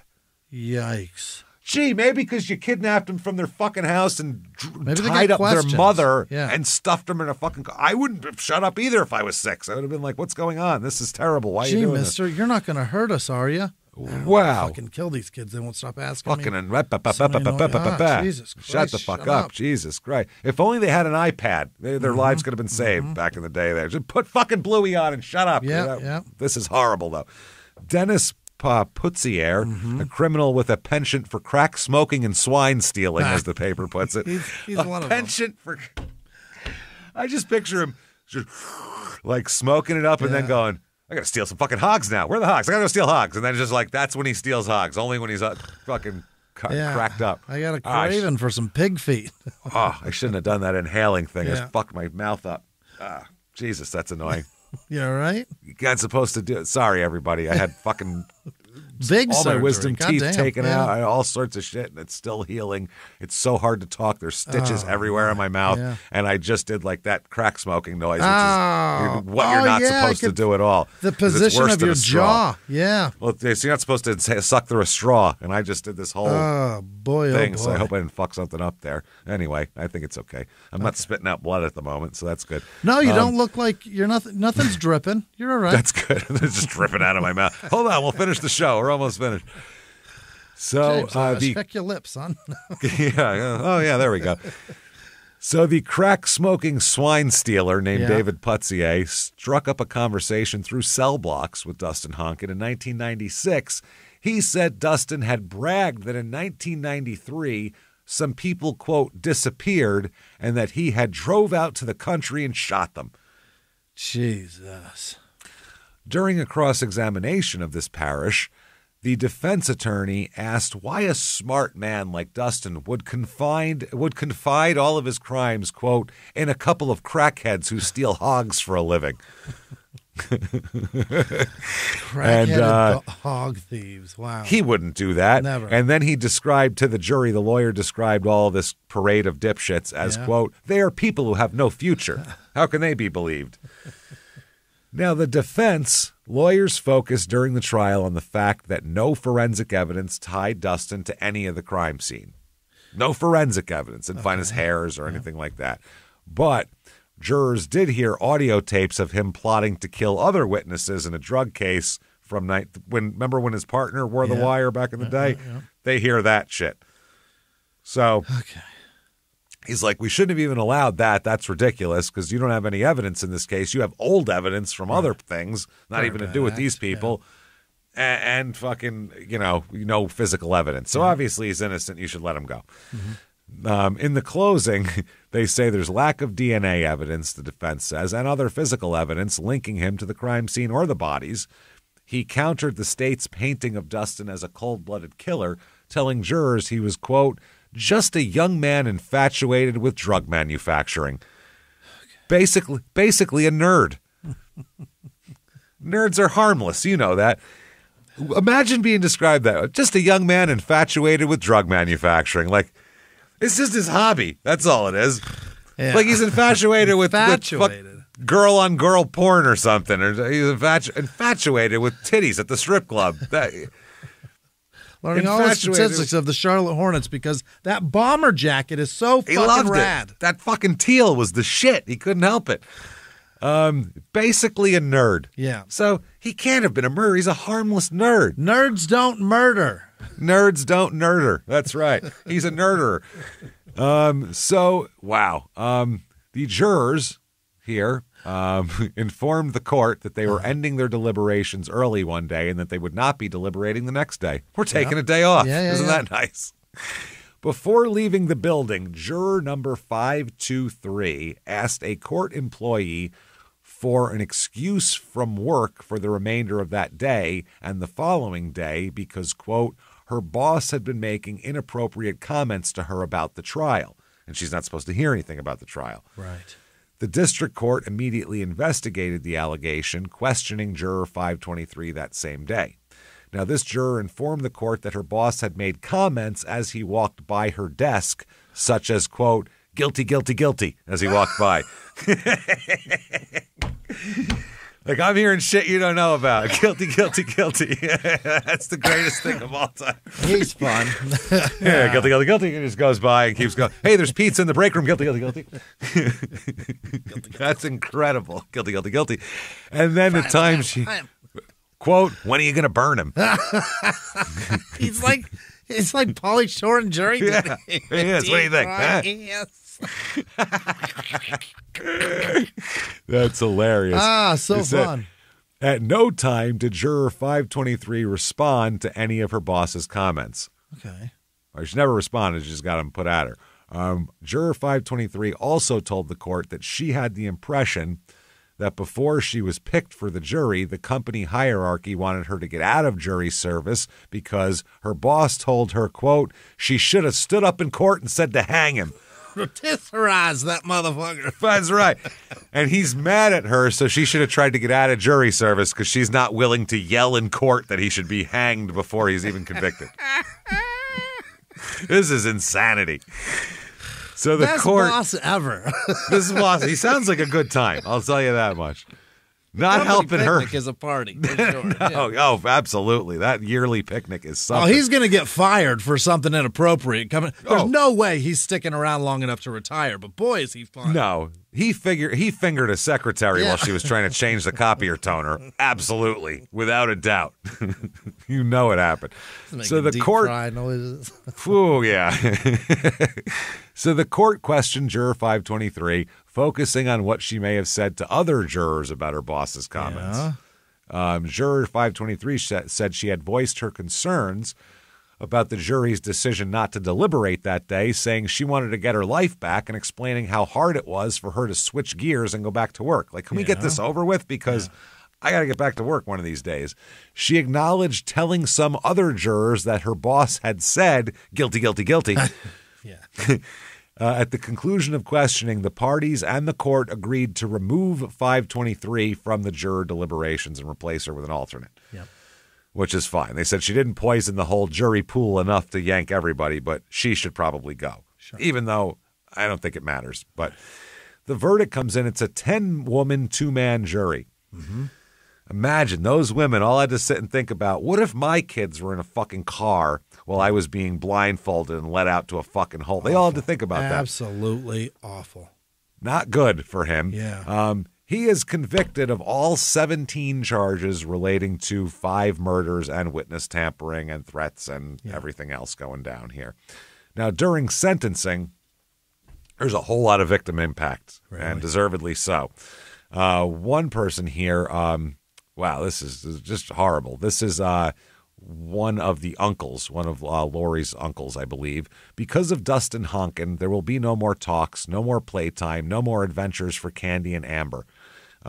Your selfish act of slaughtering innocents got you a place in hell forever. And the deal you made with the devil is about to be paid for forever. Mm-hmm. And then said there's somebody else, this is DeGeis's sister, death is what they deserve, an eye for an eye. But Dustin won't die 5 times. He'll only die once. Is that fair? Well, I mean, it's kind of all we have at this point. What do you want to do? You want to revive him? He's only one per. That's like it's raining and you're going, this isn't fair. There's more drops than I'd like. Well, how do you fix that? It's not fixable. Another sister of DeGeis said he's in denial. He just wants his mom to think that he didn't do it. Mm-hmm. Is he saying he didn't do it? Now, Terry DeGeis's father said about this, he's very short and sweet. He talked about Dustin and said he's too smart. He's too smart for his own good, that one. He thought he could get away with everything, and that's the problem. Lori Duncan's father believes that Dustin should get the death penalty if convicted. He said, we really, really want this case to be resolved in our favor. The death penalty would be in our favor. Anything less just isn't right. Anyone who can harm children deserves it. Children are completely innocent. And it's hard to argue with that. Yeah. I mean, 2 little girls, especially. Jesus Christ. If it was 2 little boys, it'd be horrible, but for some reason less horrible in my book. I don't know why that is. Yeah. Why is that? It's because, I don't know. Maybe as a it's father, because, there's something about a little girl. Because when like you were a little boy, you feel like you can relate with that, and you feel like maybe you could have gotten out of it. You were a ragtag little shit. Maybe you could have, you know what I mean? As little girls, especially fucking 6 and 10, those are defenseless little girls. They're not going to win any fight. True. Well, and also, if you, like, we both have a boy and a girl as kids. Yeah. Even if they're equally everything, you just, for some reason, you try to protect the girl more physically, emotionally. Yeah. For some reason, 3 ninjas home alone. Boys are fine. Yeah. Boys are well. There's with a boy, there's a lot more walk it off. Yeah, and if they can't walk it off, they'll figure it out. Walk it off. Fucking heat up the doorknob. Yeah, you know what I mean. Put a fucking torch the man. Bucket of feather up there and set this man's face on fire. What are we talking about here? Get your shit together. Make a man stab his own toes. Line up the Matchbox cars, dude. Now, step on nails. Oh Christ! Now. Dustin's going to speak as well. Mm-hmm. He rose to speak. Wow. They said that his statement in the Des Moines Register said his statement was so articulate and expressive, even the victims' families noticed how eloquent it was. Uh-huh. Which at that point makes you even madder. Like, oh, you're not even stupid. I really want to strangle you now. Yeah, you're actually very smart. Yeah, you actually could have made just a normal living and not killed anybody. Fuck you. So he turned to his mother first, Dustin does, and apologized. He said, quote, were I as a perennial, I would bloom for you next year so you could smile. Mm-hmm. Okay. Then he made it clear from this that he would not be apologizing at all. He said, quote, some of you came today hoping to see me squirm, tremble in fear, or beg for mercy. Sorry, but you're wasting your time. Oh, boy. Oh, man. Not good. He knows what he's getting, and he doesn't want to be, He acknowledged that the families had suffered a senseless destruction of a human life, but insisted, quote, your vengeance toward me is misguided. Uh-huh. He insisted that he only learned of the killings after the fact and that no story currently circulating about the murders is true. He said jurors only had a keyhole view onto what happened. He acknowledged concealing the evidence, but said he did so to protect Angela. That's why he was doing it, because she was the one who did it. He said also he refused to testify earlier because he did not want to harm her trial. Felt bad. He said, everybody has principles until it costs them something. I'm willing to pay with my life for those that I have. In other words, to save Angela from her bullshit. Mm-hmm. Even though they have a kid together, maybe he's saying, I want to save the kid's mother. Right. He said, I was convicted because of passion, not hard evidence. Oh. Oof. I had committed wrong. Passion of the juror, wanting to hold someone responsible for dead kids. He said, I've committed wrongs, both known and unknown. He said, but never have I taken another's life. Thought it? Yes. Verbalized it? Yes. Done it? No. Wow. No. He also praised some of the prosecution team for dealing with him fairly, but referred to half of them as, quote, magicians and tricksters. Yeah. He ridiculed U.S. District Judge Mark Bennett for failing to give him a new trial and urged Bennett to, quote, skip the speech and just pronounce the sentence. It speaks volumes by itself. I don't want to hear your fucking lecturing. Which, guess what? You don't have a choice. Sorry, bud. If I was the judge, I'd get real comfortable and be like, well, I'd sit back because I got a whole lot to say, motherfucker. I was going to just sentence you, but now I really have to tell you. So the judge says, no problem. You, sir, may fuck off. Death penalty. Oh. How's that? That's great. Federal death penalty. Eat dicks, he says to him. Now, the death penalty in Iowa hasn't happened very often. Oh. The last federal execution was Victor Harry Figuer, who was a drifter who was hanged at the Iowa State Penitentiary on March 15th, 1963, for kidnapping and killing a Dubuque doctor. He was the 41st person legally executed in Iowa and the first person executed under the 1932 federal kidnapping law. Okay. So the last federal execution of an Iowa person was in 1963. There's no way it's happening. Wow. And then Congress, the federal law, Congress revived the federal death penalty in 1988 with a narrow law aimed at murderers by drug dealers. In 1994, 40 crimes were declared capital offenses. Still, Figuer was the last to be executed by the federal court system until Timothy McVeigh was put to death on June 11, 2001 for the Oklahoma City bombing. Mm-hmm. Now, Iowa itself abolished its death penalty in 1965. It is one of 12 states at that time that didn't have any capital punishment, including Alaska, Hawaii, Maine, Massachusetts, Michigan, Minnesota, North Dakota, Rhode Island, Vermont, West Virginia, Wisconsin. And we went over this in our History of the Death Penalty Patreon episode. They had very specific reasons for doing that. They were all – listen to that episode. It's very good. So May of 2005, Angela Johnson finally going to go on trial here. Okay, great. Okay. Federal authorities described her as a ruthlessly ambitious woman who slept her way to the top of Honkin's meth business. Started with Terry DeGeese, pushed him aside, and then got with the leader of the whole group. She's a queen pin trying to get to the top with her queen poon. Jeez, that was terrible. That was a bad pun. That was bad. I mean, she's got queen to use something. What? This is just, there's no corporate structure here. Yeah, what are you going to do? There's no I want merit. that CEO's golden parachute time that he's going to get. This is ridiculous with my fucking queen poon. I don't like it. So, she's actively slept her way to the top. Prosecutors acknowledged that it was Dustin who pulled the trigger in all 5 shootings, but simply being the shooter doesn't mean you're more culpable, especially if you're her who fucking did the ruse to get into the house and also went up with the kids and said, pack up, kids, we're going on a surprise trip. Fuck you. You're just as responsible. So it's all the same evidence that they had against Dustin, except against her. They even have all the shit from that cell, the guy next door, the maps she drew and everything else. So the jury deliberates for 7 hours before finding her guilty of 5 counts of conspiracy to commit murder as part of a drug conspiracy and 5 counts of committing murder while engaging in a continuing criminal enterprise. Okay. The jury here comes out. During her sentencing, she continued to blame Justin and said, I regret I wasn't strong enough. She called Dustin a sociopath who will never admit to what he's done. Wow. Now, the judge said, quote, I am troubled by the lack of certainty in the record concerning the precise involvement of Angela Johnson in these crimes. However, by federal law, he is bound to the jury's decision, and he says, you, ma'am, may fuck off. Death sentence for you, too. Oh, what? The jury brought back the death sentence. Very rare.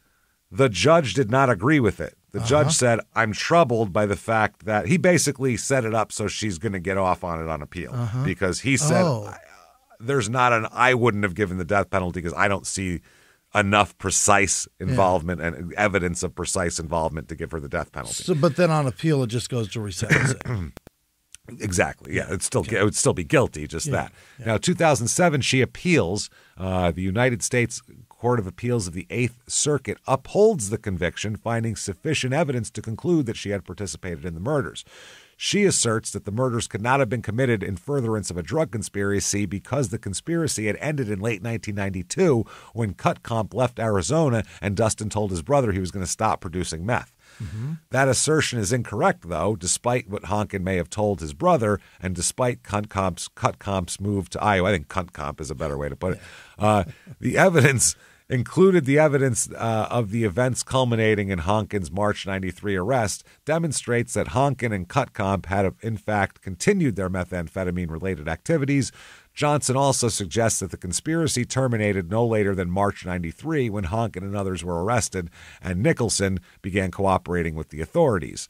A conspiracy may persist, however, even if the participants and their activities change over time and even if many participants are unaware of or uninvolved in some of the transactions. She said also there should have been mitigating factors that you guys thought of. Oh. Even though she's guilty as an aider and abetter, her participation was relatively minor compared to Dustin Honkin. Mm-hmm. She doesn't have a criminal record. There's a strong maternal bond between Angela Johnson and her daughters, Alyssa and Marvia, and that this mother-daughter relationship will continue to survive and flourish if Angela is sentenced to life imprisonment without parole rather than death. Okay. They said another person, Dustin, is equally or more culpable in the murders of the whole family. They said that. Two of the victims, Greg and Terry, consented to the conduct, methamphetamine manufacturing and distribution, and that significantly contributed to the circumstances of their death. Like they putting themselves in bad positions. Right. Which, yeah, if you're in a meth dealing empire, yeah, you are putting yourself in a bad position. She also demonstrated that Angela did that she can lead a productive, worthwhile life in prison through her kindness and helpfulness to other inmates, her interest in Bible study and religion, her artistic endeavors, and furtherance of her education by obtaining a GED while incarcerated after having dropped out of school in the 9th grade to begin with. In spite of her problems with drugs, men, and her own depression, Angela has always held a steady job and consistently worked to provide for the care and comfort of her daughters, Alyssa and Marvia. Although she is guilty of these murders, Angela Johnson was pregnant by Dustin with her daughter at the time of the murders, and as a result was in a disadvantaged position to resist him, leave him, or turn him into the authorities. Okay. She's always been a good mother to her daughters. She communicates with them regularly, stays as active as possible in their life, and attempts to pass on the values and beliefs that will help her daughters avoid her fate. There are other factors in Angela Johnson's background or character that mitigate in favor of a life sentence imprisonment without possibility of parole and against the death penalty. They say, tough shit, still death penalty. Okay. Affirm. Good. He appeals in 2010. Raising dozens of objections and arguing that his sentences should be overturned, not just resentencing, commuted. Yeah. He argues that the use of a stun gun belt interfered with his right to communicate with counsel and participate in his own defense. In support of his argument, he cites an 11th Circuit case which explains although stun belts are not visible to the jury and are therefore unlikely to interfere with the presumption of innocence, the constant anxiety over the possible triggering of the belt interferes with the defendant's ability to follow the proceedings and participate fully in his defense. Well, as long as the guy isn't like flipping the remote up and down in his hand and like playing with it and shit, and you know what I'm saying? Like just dicking off with it, standing there. It's like I picture like an Atari controller with a joystick, and he's just like screwing around with it a little bit, flipping it up and down, bored, some shit like that. He also contends because he was shackled and bolted to the floor, he wasn't going anywhere, and the use of the stun belt constituted impermissible piling on. The district court agreed the use of a stun belt should be subjected to close judicial scrutiny because of its potentially disruptive effect on the rights and fairness. He also contends the district court erred by placing Juror 523 with alternate Juror 425 during penalty phase deliberations and did not allow a substitution, yada, yada. Keep getting fucked. You're out. Yeah, it doesn't matter. Affirm. Yeah.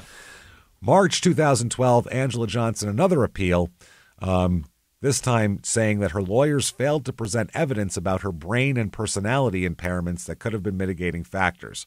And the judge orders a new sentencing hearing for Angela. He then vacates the death sentence, citing the a quote alarmingly dysfunctional defense team. Wow. And because they didn't introduce a bunch of mitigating factors that any lawyer would have. So they say to her, "You, ma'am, may now fuck off again. Life without." Okay. So now she's going life without parole, but no death penalty. Damn it! I was hoping to hear what a gal eats for the last meal. Weird. Yeah. What would they have? I'll just have something small. I'll just have a light salad. I'll just have a little of whatever Dustin's having. I'll have some of his fries, and I'll just have a bite of it. I'll pick off of that. Get your own. It's your own goddamn last meal. So, October 2013. That's amazing. A woman's last meal will be picking off someone else's plate. Because after they said they didn't want any. I'll just eat what's left of your salad. It's fine. October 2013, will his sentence get tossed here? A U.S. district judge writes that Dustin received a fair trial in 2004 and effective legal counsel at every step of the process. She said she saw no reason to, quote, disturb the jury's determination that death is the appropriate punishment for this case. Mm-hmm. So, December 2014, prosecutors dropped their pursuit of the death penalty in Angela Johnson's case. They dropped their appeals to the appeal, leaving her to be sentenced with life without parole. Her lawyer said she was extremely relieved and grateful upon hearing of the decision, and she was resentenced officially as that. As part of this agreement, she agrees to drop all of her appeals as well. All right. She's going to take it now. She's going to take it. She's going to take the life without, which is what she wanted the whole time. 2018, Lori's dad, John Duncan, who had been pushing to have Dustin executed for years, dies of stomach cancer before he gets a chance to see it. His lawyer said he was very sad when he knew he was passing because he wasn't going to see this happen. We assured him that we would be there for him. Now, these have been removed from online, but Dustin was blogging. Yeah. He was chronicling death row inmates' lives. He wrote that he regretted every single transgression, adding that while he used to, quote, enjoy punishing a rival, now he just wants to be left alone in peace. Mm-hmm. Well, after they kill you, you'll be very peaceful and alone. When these people finally get around to killing me, he wrote, they'll realize only the shell of me remains. The heart of me died long ago. Yeah. I don't think anyone cares. You killed kids and they just want to wipe you away. I'm shocked that you had one. Yeah, no shit. So the Justice Department announces that July of 2019, Justice Department of the United States announces that the Bureau of Prisons has completed a review of capital punishment and issues surrounding lethal injection drugs, allowing the execution of 5 inmates, and luckily for Dustin, he's one of them, he hit the lottery here, to proceed. They're going to let him go through. November 2019, a district judge in D.C. blocks the execution of Dustin and 3 other men because of the lethal injection procedure was not authorized by federal law, and they got to let legal challenges play out. Sure. January 15th, 2020 is supposed to be execution day in Terre Haute, Indiana, but it's postponed due to a preliminary injunction. Okay. By the way, he has his supporters. Uh-huh. He stopped talking in public after he was sentenced, but maintains his innocence. Many in the faith community have expressed opposition to executing Dustin, including his spiritual advisor, Cardinal Joseph Tobin, and his current priest, Father Mark O'Keefe, who filed an injunction to delay the proceeding until after COVID's over. He went Catholic, huh?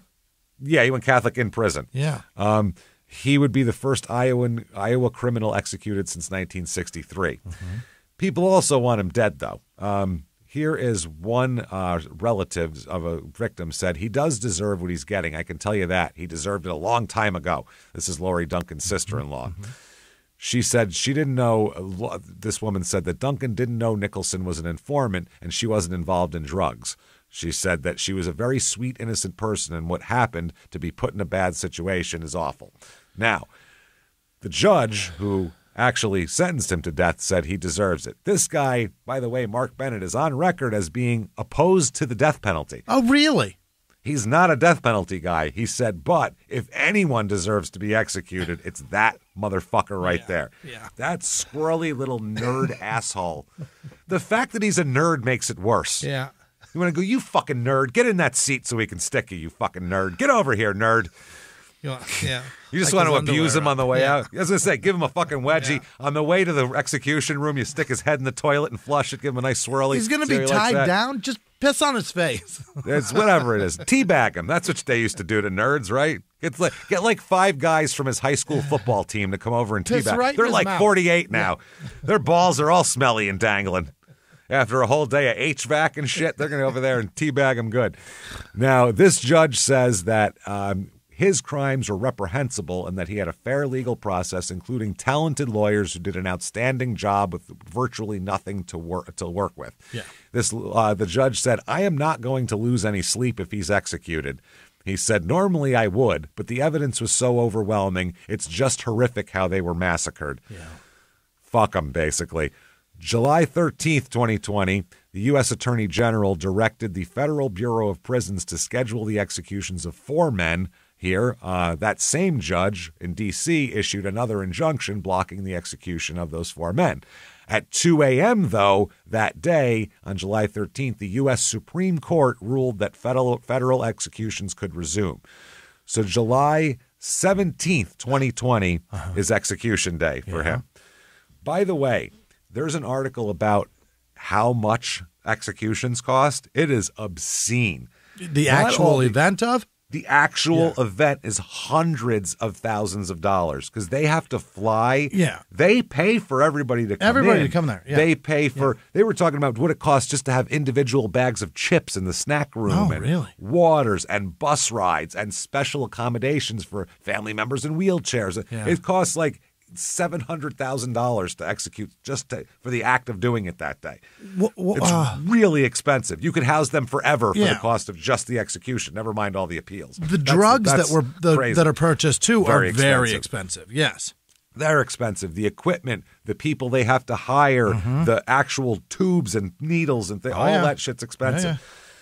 So here it is, execution day. Last meal. His last meal was. What do you think it is, Jimmy? The pasta? Did he pick pasta? It's not pasta. No, he didn't actually. No. What would a nerd from Iowa pick? A lot of these dicks love a steak. Yeah. Dinner from Pizza Hut. What?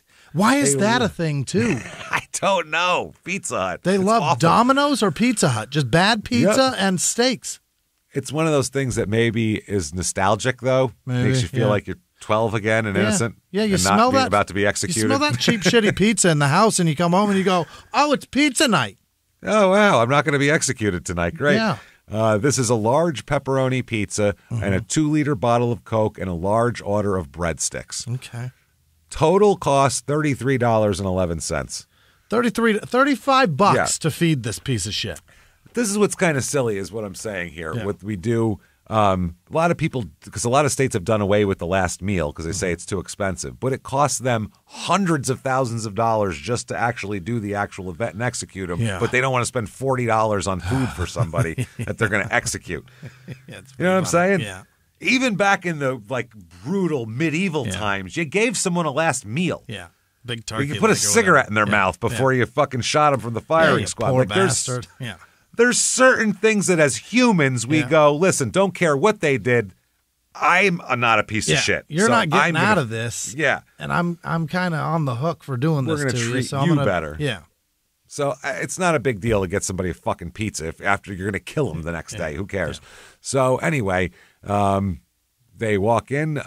This is, by the way, a reporter that was there said, we walked in single file into the small cinder block room and sat facing 2 4-foot windows, each trimmed in dark green. The scene we'd all come to watch would play out from the other side of the windows, like a perverse version of Picture Perfect Picture Picture from Mr. Rogers' Neighborhood. Oh yeah, Picture Picture. I remember that. Yeah. At 4:03 p.m., the window's curtain raised, revealing a small tile-covered chamber. That's the weird thing, too. It's like a theater, like the show's on now, raising a curtain. And the movie's starting. It's so weird. Yeah, shut up. Let's all go to the lobby. It's too late. Fuck the Raisinets. We're watching this. Honkin lay on a gurney that was part Hannibal Lecter dolly and part dentist chair. His arms were in a low V at his side, 2 thick straps holding down each wrist and a light green blanket covering his body, save for his head. The marshal stood directly in front of us near a black phone, a senior official wearing black gloves by Honkin's head, and another senior official off to the side with his priest, Mark O'Keefe. So, he was executed. His final words were a poem. Kids. A poem. What? Heaven Haven by Gerald Manley Hopkins. I have desired okay. He's going to read somebody else's shit? He's not a poet. Yeah. He's a nerd, not a poet. But... I have desired to go where springs not fail, to field where flies no sharp and sided hail, and a few lilies blow. And I have asked to be where no storms come, where all the green swell is in the havens dumb, and out of the swing of the sea. And then he said, Hail Mary, Mother of God, pray for me. He had all that time in there. Couldn't write a little poem? An awful, no, that's a poem from somebody. Yeah, that's what I mean. Yeah. He didn't write the poem. Yeah. You're saying he could have wrote the poem. I don't think he has a talent to write a poem. I think he's a math nerd. Maybe. Math nerds don't write poetry generally. Feels like 30 years Poets in there, are bad 20 at years math. in there, you should be able to get something. Poets are bad at math. Yeah. I mean, that expresses it perfectly. Yeah. Either way, this dipshit then had an awful, terrible, heartburn Pizza Hut burp afterwards, because that shit's brutal, I'm sure. And he was like, definitely execute me. This is never going to go away. Oh, this is going to last 24 hours. So Honkin's lawyer said that his client was redeemed because he had been repented for his crimes. He said there's no reason for the government to kill him, in haste or at all. The man they killed today could have spent the rest of his days helping others and further redeeming himself. Oh, come on. The Des Moines Register quotes it this way. Honkin's brutal tale of meth and murder reads like a made-up thriller, with a cast of characters drawn together by drugs, money, or pure bad luck, and a plot too outrageous for real life. There's Honkin, either evil incarnate or a man too smart for his own good, whose rough upbringing started him down a dark path. There's his girlfriend and partner, Angela Johnson, either a savagely ambitious woman who slept her way to the top of a meth empire, or a drug-addicted young mother manipulated by a man who so craved money, power, and success he'd stop at nothing to take down anyone in his way. And there are his victims, some casualties of the life they chose, and some others who were innocents, felled by wolves preying on their young, or Iowa nice culture. There you go. Yeah. Is Iowa nice a thing? That's what they say 100 times in this episode. Iowa nice, which that's why Iowa and Minnesota hate each other, because Minnesota's like, no, it's Minnesota nice, bitch. Nice them. Yeah. We got hot dish. They're like, fuck you. We made corn and casserole, motherfucker. What's up with that? I'm nicer. No, you're nicer. No, I'm nicer. And they fight back and forth. I've met people from both. They're both pretty nice. I've never met anybody that's a dick. Pretty goddamn nice. Yeah. Bring up the other, though. They don't get. They turn not nice real quick. Oh, then that's when they're not nice. They hate it. It's so weird. I think it's just college football, honestly. I think it's just we hate the Hawkeyes and we hate the whatever the fuck Minnesota is. So I don't know. There you go. The Screaming Eagles, Minnesota State of Craig T. Nelson's coach, I believe, is what we're talking about. There is Mason City, Iowa. It's a wild story. Wow. It's really fucked up. It's a fucked up story. If you enjoyed that story or like the way we tell it, we should say, definitely get on whatever app you're on and give us 5 stars right now. It helps a lot, helps drive the show up the charts, so thank you for doing that. Yep. Head over to shutupandgivememurder.com. Tickets for live shows are there. There's a couple left for Philly. That's it for live shows. But you can still there is still time to get the virtual live show that we did. It is available for whatever 2 weeks past October 30th is. Yeah. It's available for that. It was a really funny, a great story. We had dumb costumes. Do yourself a favor and get it and relax and laugh, because it's a lot of fun. So you can watch it 100 times until it's done and do whatever you want with that. That's shutupandgivememurder.com. Follow on social media. We are at Small Town Murder on Instagram, at Small Town Pod on Facebook. Right. Get yourself Patreon. Please my goodness. do. Get it. Yeah. Patreon.com/crimeinsports is where you get all of the bonus material. Anybody $5 a month or above. Huge back catalog of shit you've never heard before. Immediately upon subscription. New ones every other week. One Crime and Sports, one Small Town Murder, and you get it all, baby. This week, what you're going to get for Crime and Sports, we're going to talk about when teams relocate and it makes everybody really sad and they sneak away in the middle of the night. Breaks folks' hearts. It really is. Yeah. People are way too invested. Yeah. And then for Small Town Murder, we're going to talk about the top haunted place in every state. All right. And see which ones sound like bullshit and see which ones sound fun. So we'll talk about all that and more. Patreon.com/crimeinsports. And you get all shows, Crime and Sports, Small Town Murder, and Your Stupid Opinions, all ad-free with your Patreon. Anybody $5 a month or above. You get all that, and you get a shout-out at the end of the show, which is right now. Jimmy, hit me with the name of the people who, God damn it, we can't live without, and who would never, ever, ever take our kids and shoot them and put them in a hole in the ground. Hit me with them right now. This week's executive producers are Gary Howard in Mona, Nevada, Victoria Melson, and Janelle Scott. Thank you all so much. Thank You're you so amazing. Much. Wonderful people. Other producers this week are Peyton Meadows, Anthony Finnemore, Brittany Finnemore, Brian Bender, Happy Hour in Yuma, Arizona, Janice Hill, Ashley Taylor, Chainsaw with no last name. Oh, I don't know if that's a reference to Newport Chainsaws. It's possibly. Summer school. It's got. I just gave you a Frasier reference there. One there. What is that one? Of the Newport Chainsaws. Oh, all right. Yeah, that's it. Yeah, clearly. Yeah. Mr. Chainsaw. Laguna, I think. Yeah. Tacos, that party. I don't know what that means. I don't know if they're tacos, the party. I don't know what that means. Tacos, Melinda Jimenez. Tacos are always good. Tacos are rarely. They might be more acceptable than bad pizza. You know what I mean? Oh, for sure. Yeah. Much easier. Taco Bell makes great tacos. But they're not good tacos. The worst still very taco. edible. It's just so fun. Whereas the worst pizza is really bad. It really is. Amanda Shaddy perhaps. Rachel Jessica Peshinsky. What is that? Peshinsky. Trish Oviat. Brandata. Sarah Byer. Laura.